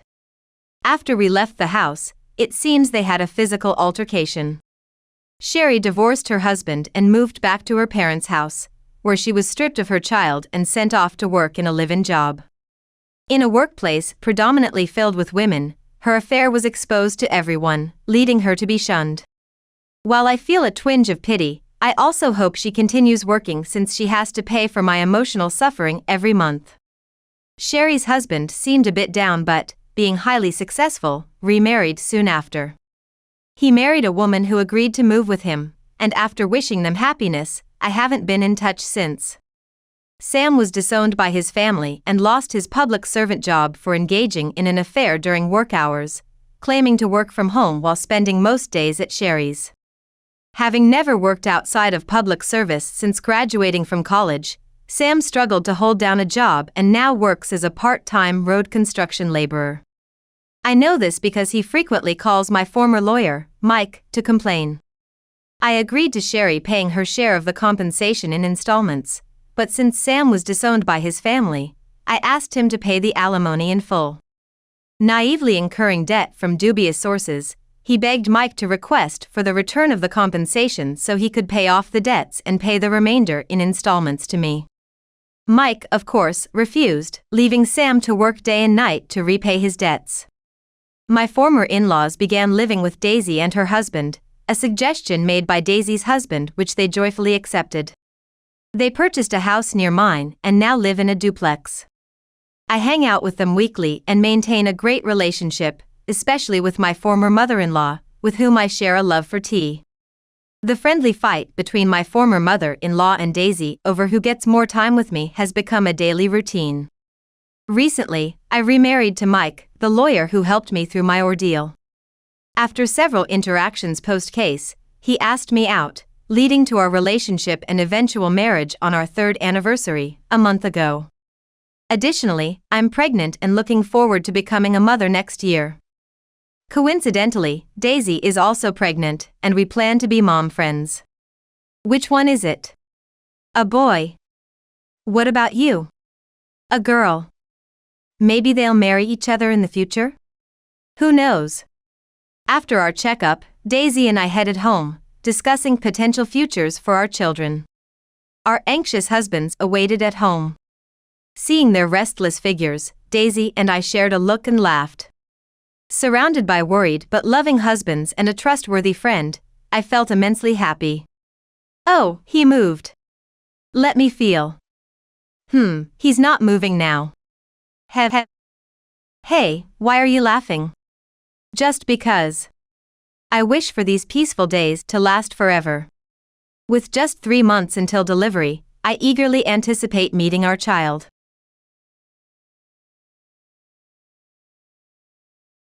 You're no longer needed in this house.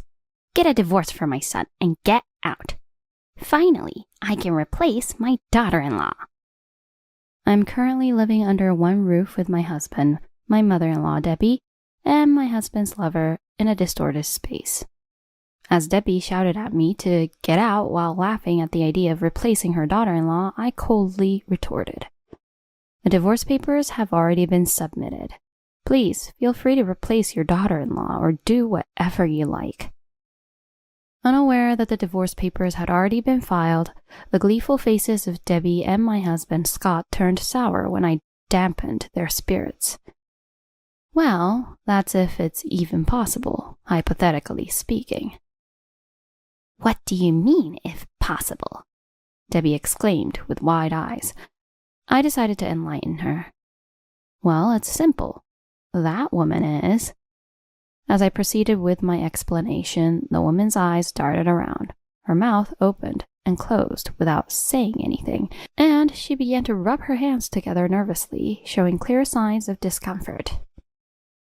My name is Lucy, a housewife. After getting married, I quit the company where I had been working since my new graduate days. Now I dedicate my time to household chores, living with my husband Scott and his mother Debbie.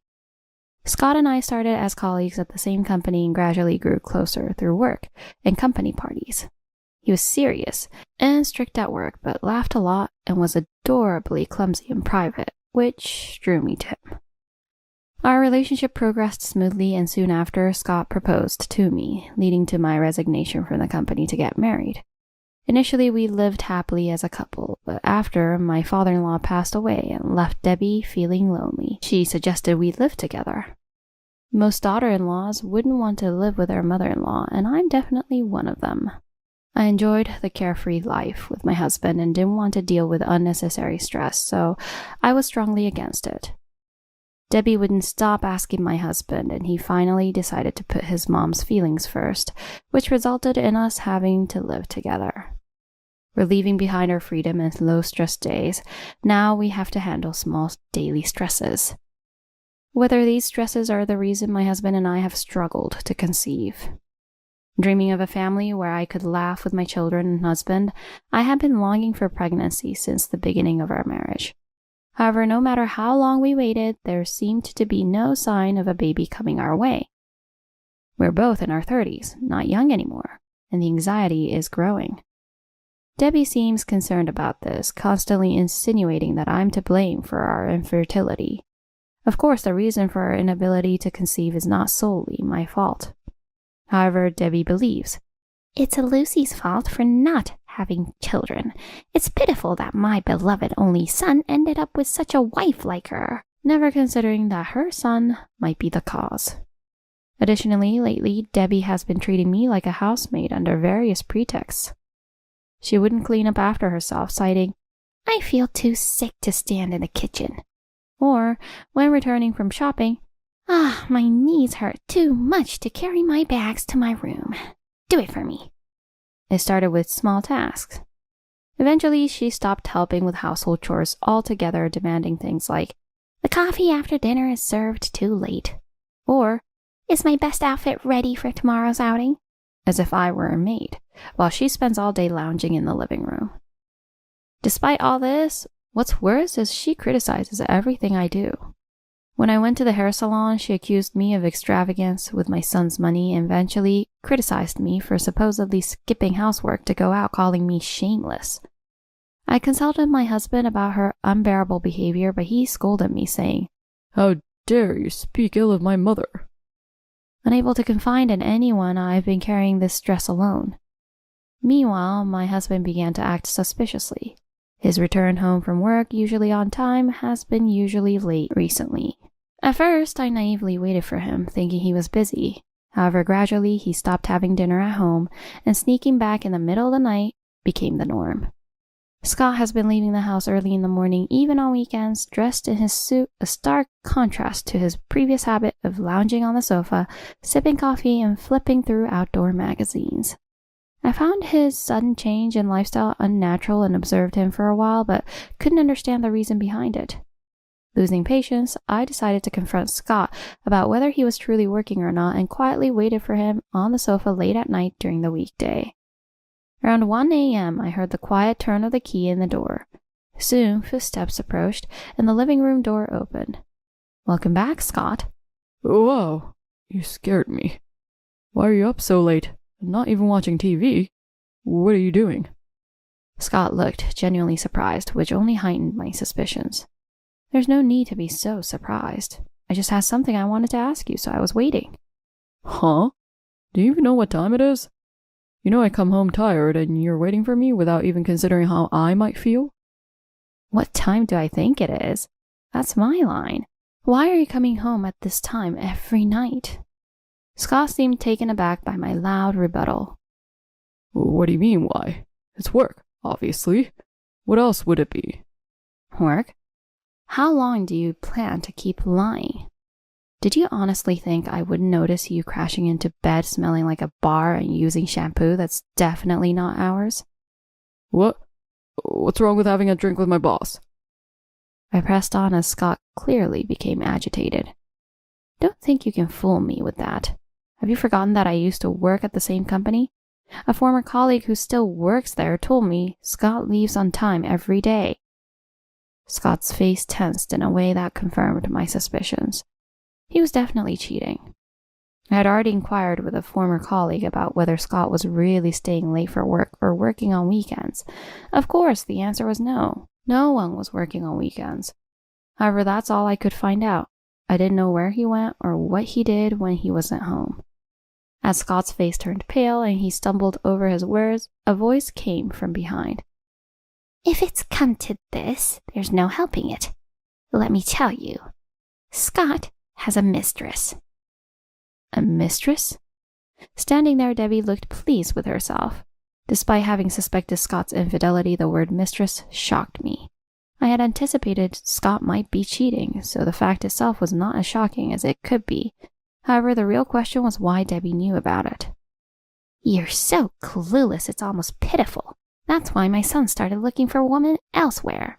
All because he ended up marrying someone like you." To say something like that. Anyway, when did you find out Scott was cheating? Debbie showed no remorse. Instead, she affirmed her son's infidelity and continued to paint me as the villain.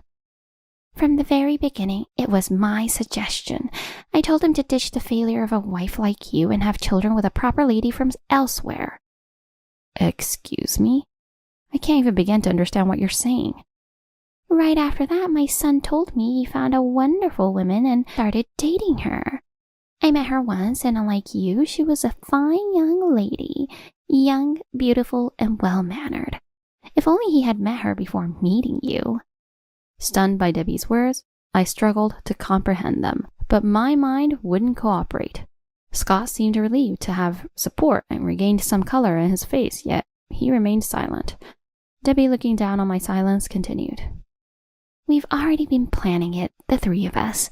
A wife who can't bear children for my son is unnecessary. So as soon as we're ready, we decided to let his mistress move in. It's already been decided." Wait a minute. Do you understand what you're saying? Are you seriously planning to let my husband's mistress move into this house? Do you realize how absurd and insane that is? Hey, how dare you speak to Mom like that? Who's being unreasonable here? Besides, this was a decision made between Mom and me.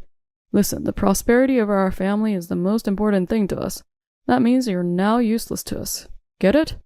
Be thankful. I'm not saying you have to leave the house, but you must thoroughly keep up with the housework even after my lover arrives. Understood? Suddenly, my usually quiet husband began to talk non-stop. It seemed like they were truly planning this all along. Seeing me speechless and unable to utter a word, Scott sneered at me. You're welcome to oppose our plan, but if you do, we'll proceed with the divorce under the assumption that you're at fault. The paperwork is already filled out, so do as you wish from here. I mean, I doubt a stay-at-home wife like you could manage anything anyway. With those words, he thrust the divorce papers at me, and both Scott and Debbie left the living room. Sitting alone on the sofa, I struggled to understand what was going on, but even as the morning light started to filter in, my mind was still in chaos.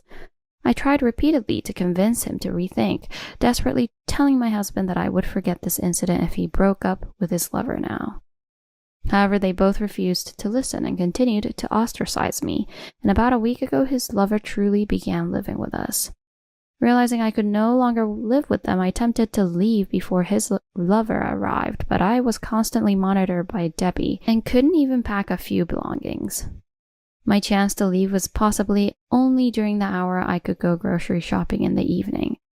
By the evening, the lover arrived. My belongings had mysteriously vanished from the bedroom Scott and I shared, now thrown into a small room being used for storage. I immediately understood the silent pressure indicating that was my room from now on. It reminded me of Cinderella being bullied by her stepmother and stepsisters, but unlike the fairy tale, this was my grim reality. Unlike Cinderella, who had a happy future marrying a charming prince, I had to face the reality of being mistreated by the man who was once my prince, leaving me feeling utterly miserable and sad. While trying to make a sleeping space among the chaos, Scott's lover, named Nicole, arrived with her suitcases. The polite greeting felt strange, but nothing I feared happened. I only knew she was called Nicole because I overheard Scott and Debbie referring to her that way. I also heard Nicole's astonishing remarks. "I'm so happy to come to a house where a maid lives and works for us." Seeing Lucy's face, I can see why Scott fell for Nicole. Haha. Such demeaning words about me became a daily occurrence. Nicole no longer recognized me as Scott's wife, treating me just like a housemaid, similar to Debbie. I knew resisting Nicole would only bring Scott and Debbie running into her defense with fury, and wanting to avoid further conflict, I complied with Nicole's demands. And that's how it all started, living under one roof with my husband, his mom, and his other girl, and it drove me crazy. I woke up earlier than anyone to prepare breakfast, often redoing it if it wasn't to their liking. During the day, I was treated like a servant by Debbie and Nicole, facing a barrage of snide remarks if I didn't immediately attend to them upon being called. In the evenings, they would demand whatever they wanted for dinner, berating me if I missed even a single request. Things would calm slightly when Scott returned home, but the loud voices of him and Nicole from what used to be our bedroom haunted me nightly, forcing me to sleep with my ears covered. Waking up today, a week later, I was shocked to find a lot of my hair on the pillow due to severe stress, a significant weight loss of over 10 pounds, and a lack of appetite. My body and spirit were undeniably breaking down. The thought of continuing this life until death brought on unstoppable tears and nausea. For my own sake, I had to do something about these three people's wrongdoings. With that resolve, I immediately decided to initiate a divorce from Scott. Days later, I was cooking aqua pazza for dinner, Scott's request since it's Nicole's favorite despite never having made it before.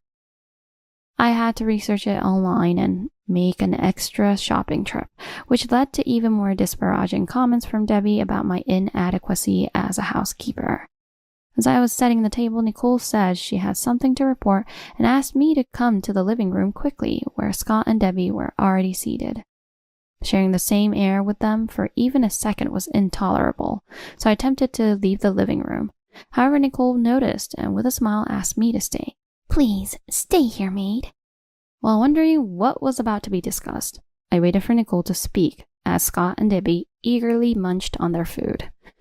Then Nicole showed a small black and white photo to both of them.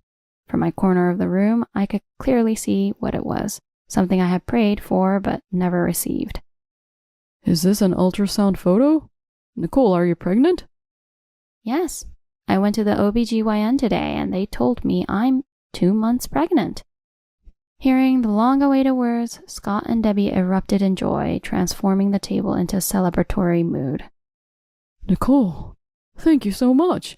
This is the happiest I've ever been in my life. Scott, with tears in his eyes, repeatedly thanked Nicole. You've done so well, Nicole. I'm finally going to have a grandchild. How wonderful. Compared to her. As the mood brightened, Debbie glanced at me and started hurling insults again. Now that we're having a grandchild, you're truly unnecessary in this house. Just divorce my son and leave. Nicole chimed in with Debbie's words. Exactly as Debbie says, living with the ex-wife, even though she's the maid, would only stress me out. What if it affects my health? Will you take responsibility? While caressing her belly, Nicole added fuel to the fire. Exactly. Now we can finally replace you, Lucy.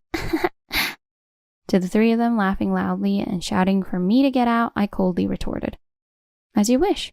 The divorce papers have already been submitted, so Scott and I are now complete strangers to each other. We're both single, so feel free to proceed with any bride replacement or whatever you like. Scott, unaware that the divorce papers had already been filed, stood dumbfounded. What? Is that true? Then we can submit your and Nicole's marriage registration right away. Isn't that great, Scott? Yeah, right. I'll go get it tomorrow. I quickly dampened Scott's spirits, who was happily saying so. Well, that's if it were even possible, hypothetically speaking. At those words, Nicole visibly flinched. What did you just say? What do you mean, if possible? I nearly laughed, hiding my face as I prepared to reveal Nicole's secret. Well, it's simple. Nicole here is already married. You knew that, right? What? What? Simultaneously, a dumbfounded voice came from both of them as they looked at each other. Meanwhile, Nicole, having her secret suddenly exposed to the two of them, visibly paled as the color drained from her face. That's... Nicole stammered, trying to concoct an excuse as her eyes darted around and she fidgeted nervously. Nicole, are you really married? It's not like that, Scott. It's just that the divorce is taking some time. I'm completely separated, I swear. But as she said, my marriage hasn't been legally dissolved yet, and... You've been hiding such an important thing from me this whole time? Scott, deeply shocked, slumped back into his chair. I wasn't hiding it. Besides, Scott, you never once asked me if I was married. I was appalled by Nicole, who tried to justify herself when she couldn't escape her lie. When we first met, you said you were just separated and lonely. I thought you were single. Who wouldn't? But I really was separated. Exhausted by their childish exchange, Scott sighed deeply and looked down. Then, as if suddenly remembering something, Scott looked up with a trembling voice. But the child in your belly is really mine, right? If that's the case, there's no problem. Sure, the marriage registration might take some time, but we can live here as before, right? Scott muttered to himself as if convincing himself that everything was fine, that there was no problem. I decided to shatter that sliver of hope with a harsh reality. To think that the child in her belly could be yours? Such a convenient reality doesn't exist, Scott. You can't father a child. What are you talking about? There's no way that's true. Wasn't it you who was the cause of our infertility? Me, unable to father a child? Give me a break. Scott's face, taken aback by my unexpected declaration, was dripping with sweat.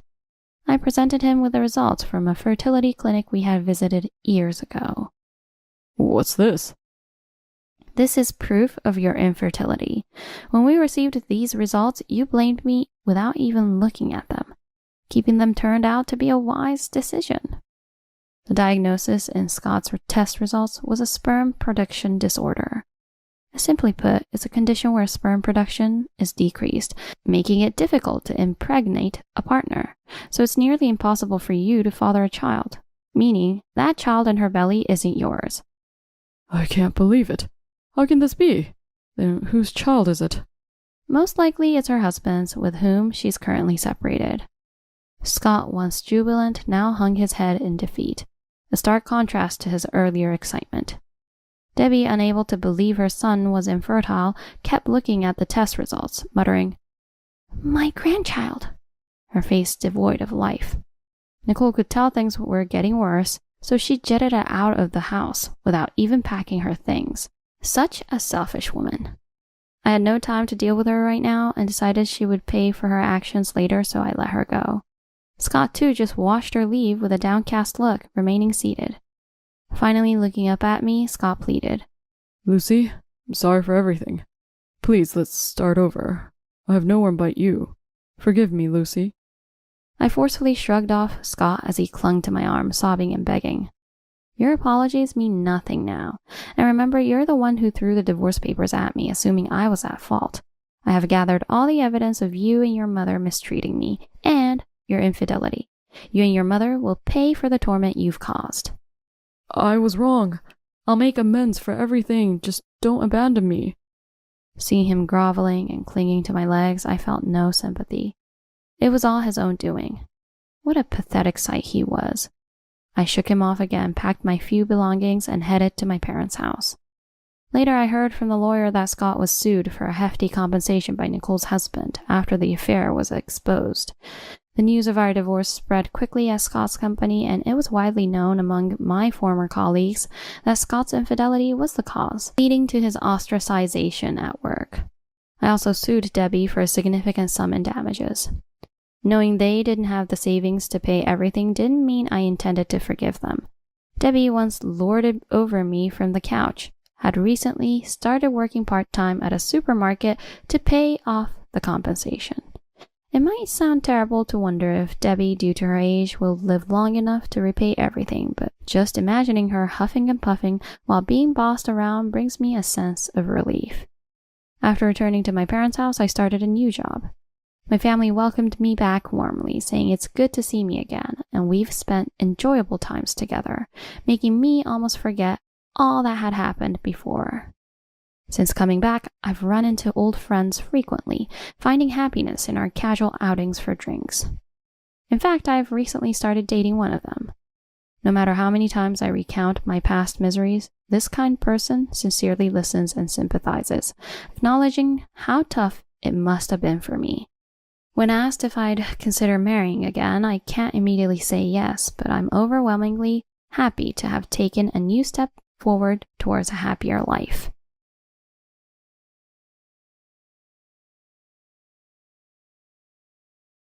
Paying off the house mortgage on my own was tough, so I had you cover it with your earnings. Now that the mortgage is paid off, I have no use for you. The only one I love is her, understand? Now get out of this house.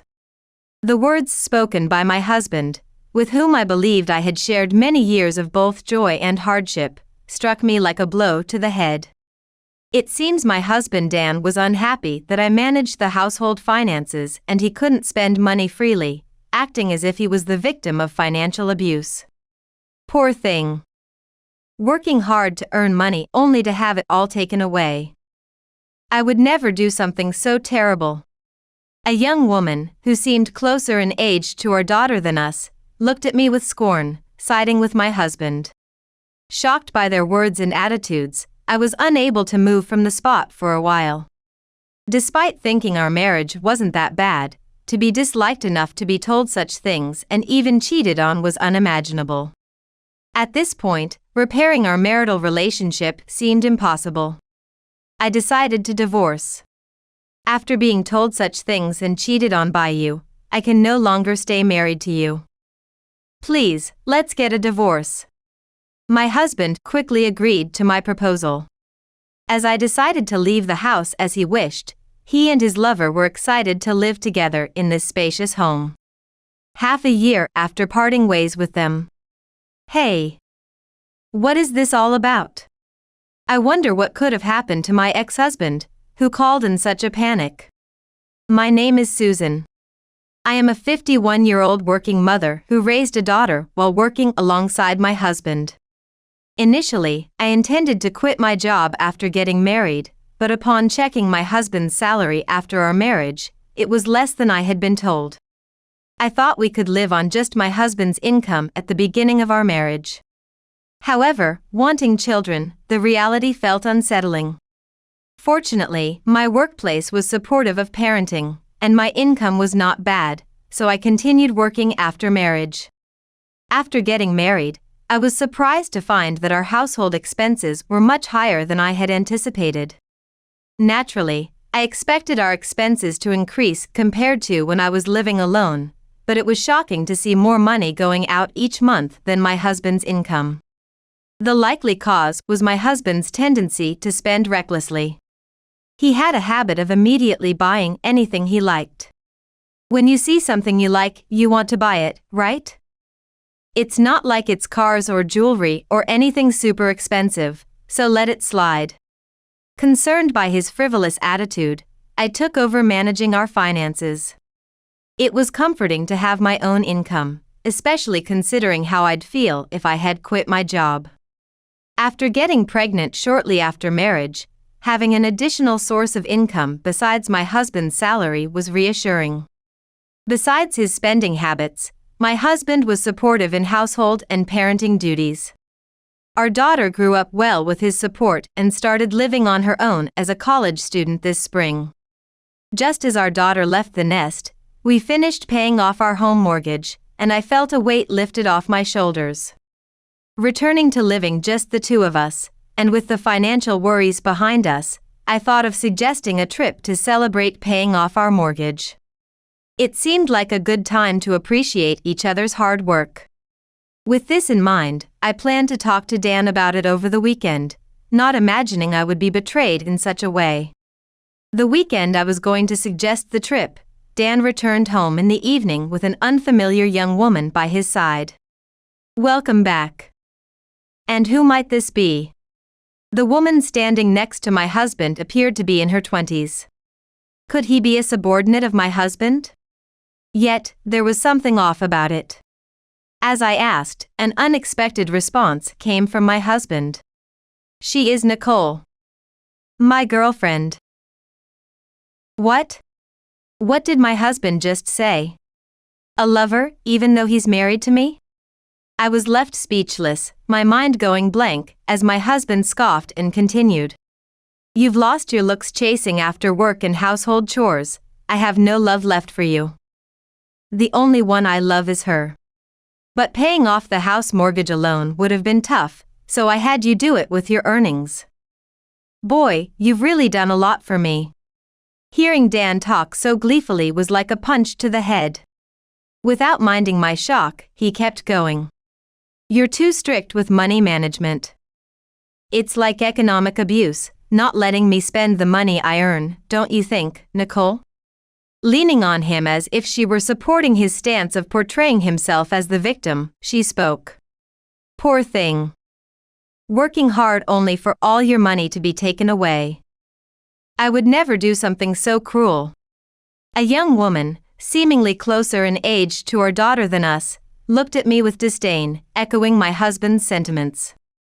Unable to comprehend any of their reasoning or attitudes, I stood there dumbfounded. Dan, seeing me not responding, snorted and put his arm around his lover. "Well, that's how it is. I'll be staying with Nicole for 2 or 3 days." Leaving just like that, Dan and his lover walked away arm in arm. Even after they were gone, I was too shocked to move from the spot. I knew the sweet feelings from the early days of our marriage had faded as we spent more time together as a family, but I thought our marriage wasn't bad. To think I was disliked enough to be told such things and cheated on. It's clear that repairing our relationship is impossible, so divorce seems to be the only option. However, we have a daughter, even though she's grown up. Is it right to divorce just based on our situation, without her consent? With these thoughts, I remembered my daughter was coming home for her university's long break in a few days, so I decided to wait and hear her opinion on the matter. Feeling troubled, I spent the weekend alone until my daughter came home. I'm home. Huh? Is Dad out? Feeling guilty as my excited daughter returned to her childhood home, I broached the subject. Actually, there's something I need to talk to you about regarding your father. The fact that my husband was having an affair, that he resented me mainly for financial reasons, and that I was considering divorce. Feeling pathetic for having to tell my daughter such things, I shared the events of the past few days and my feelings with her. I was afraid of her reaction and couldn't look her in the face as I spoke. But when I finished, she exclaimed, "Dad's an idiot." Surprised, I looked up to see her face flushed with anger. "Mom, you did nothing wrong. If Dad had kept spending money like that, we would have been ruined. And yet, he treats you like the villain and falls for a young woman who pretends to be kind. It's unbelievable. You should divorce him before you suffer any more." My daughter fully supported me, saying I was not in the wrong.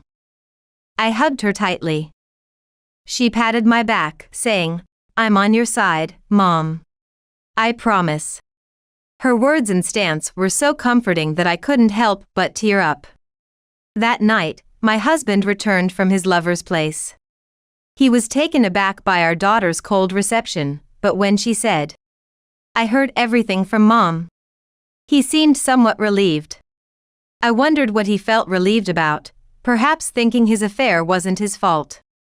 The look on his face, as if he expected our daughter to accept his reasons for the affair, disgusted me deeply. After a silent dinner, I broached the subject of divorce with my husband. "After being told off like that and cheated on, I can't stay married to you any longer.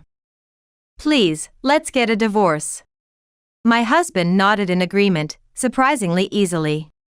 As I was taken aback by his indifferent attitude, he began. "However, the house goes to me, and you need to leave. That's my condition for the divorce." Feeling my indifference towards my husband grow colder as he continued to act like the victim despite his undeniable wrongdoing, I couldn't help but feel a loss over the house, which I had mostly paid off with my money. However, if losing the house meant cutting ties with him, it seemed a small price to pay. I accepted his condition, and in return, I stated, "No division of other assets." Pleased with securing the house, my husband grinned and readily agreed to my terms. "With this, you and I are strangers. Once the divorce papers are signed, get out quickly." He was excited about living in this spacious house with Nicole. He surely hadn't grasped the full meaning of no division of other assets.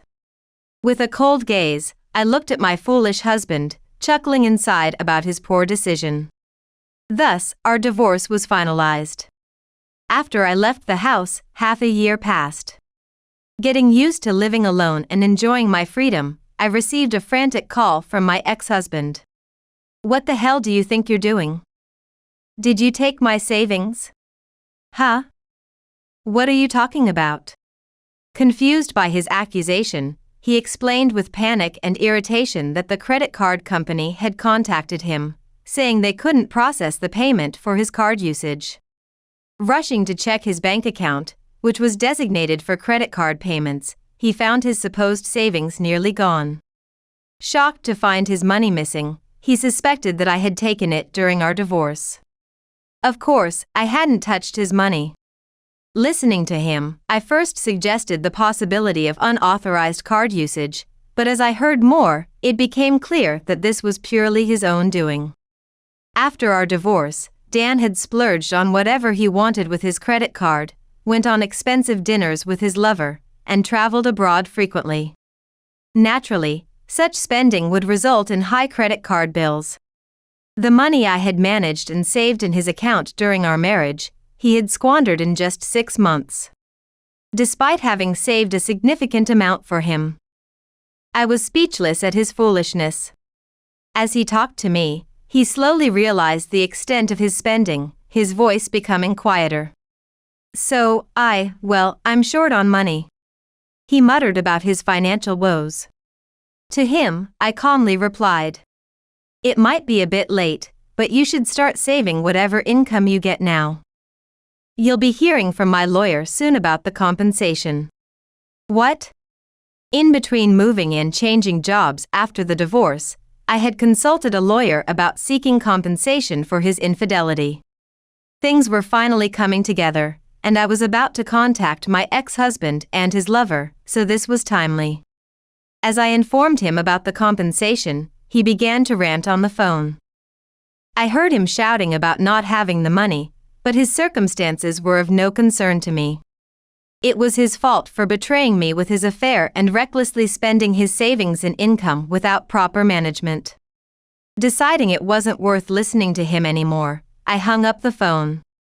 Later, as promised, my lawyer contacted Dan and his lover for the compensation, and surprisingly, they agreed to pay without fuss. Given his earlier outraged behavior, I was honestly surprised by their quick compliance.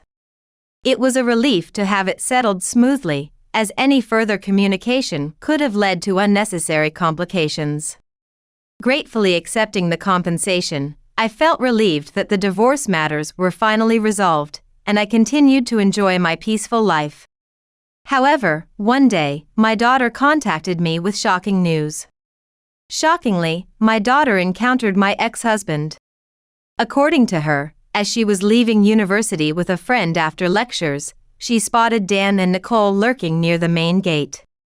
They seemed to be looking around, but the moment they saw my daughter, they rushed over with incredible speed and demanded, "Pay back the money we spent raising you."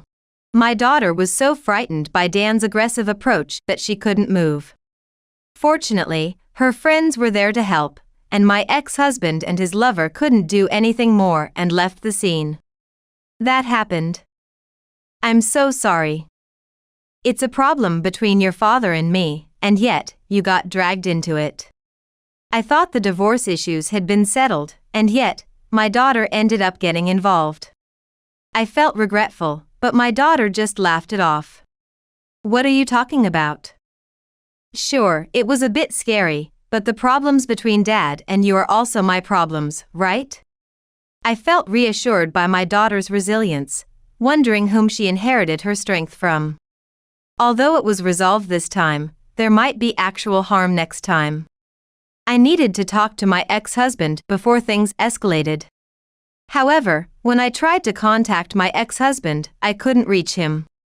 While pondering what to do, the situation took a sudden turn. The next day, while I was at work, my smartphone alarm went off. Thinking something had happened, I checked my phone and found that the alarm system at my new house had been triggered. A burglary? Startled by this first-time experience, I was then called by the security company. They had caught the perpetrator who set off the alarm, so I hurried home. After explaining everything to my boss, I was kindly allowed to leave early. Arriving home and seeing the person held by the security guard, I couldn't help but exclaim, "You too. Why are you here, and what are you doing?" Yes, it was my ex-husband and his lover being detained by the security guard. I hadn't told them where my new home was, so how did they find it? Upon questioning, it turned out they had followed my daughter when she visited my new home and found out where I lived. Why the hell are you living in such a nice and big house? That's strange, did you steal my money or what? I could only sigh at my ex-husband's persistent low regard for me. Of course not. I bought this house with the inheritance from my parents. I had inherited a significant amount of stocks from my parents, who had passed away in an accident years ago. One of those stocks soared in value after I inherited them. I sold it when its price peaked, securing a substantial fortune, a fact I had kept secret from my ex-husband, fearing he would squander it. I didn't want the money my parents had left me to be wasted on such frivolous things. With that firm belief, I had never told my ex-husband about the inheritance from my parents. Seeing my ex-husband's eyes widen as he listened to my story, it was clear that my decision had been the right one. If you had all that money, you didn't need to take compensation from us, right? It wasn't about the money. I wanted you to atone for betraying me. But why did you try to break into my house? Disgusted by my ex-husband's shameful obsession with money, I asked him about his motives, only to receive an answer that was equally appalling. It seems that to pay the compensation to me, he had sold the house he was awarded in our divorce. The house, due to its favorable location, sold for a good amount, leaving him with some money after settling the compensation. Instead of saving it, he squandered it once again. As expected, the money quickly ran out, and struggling for living expenses, he was persuaded by his lover to break into my house and steal money. How many times does he have to fail before he learns from his wasteful spending habits? As I pondered this, my ex-husband approached me with a pale face, desperately clinging on. "Please, don't call the police. I'm truly sorry, and I promise I won't trouble you again. Okay?" His desperate apologies and his lover's reluctant bow made for a pitiful sight. Casting a brief glance at them, I called the police. "I caught someone trying to break into my house, and the security company has detained them. Could you please come and take them into custody?" When my ex-husband realized I had called the police, he started to rage. "Are you kidding me? Didn't I tell you not to call the cops?" However, he was firmly restrained by the security personnel and, unable to resist much, he eventually gave up and hung his head in defeat. Eventually, the police arrived and took the two away. Further investigations revealed that they had also broken into other homes and committed theft. Evidence such as fingerprints from other crime scenes matched theirs, leading to a conviction and a prison sentence after a trial. My ex-husband was fired from his job and became unemployed. Given his age and criminal record, he would likely struggle to find employment after serving his sentence. His lover broke up with him during the trial. In court, my ex-husband claimed he was trying to raise money for his beloved girlfriend, but she decided he was no longer of any use to her and publicly broke up with him in front of the judge and spectators, leaving him shocked by her betrayal.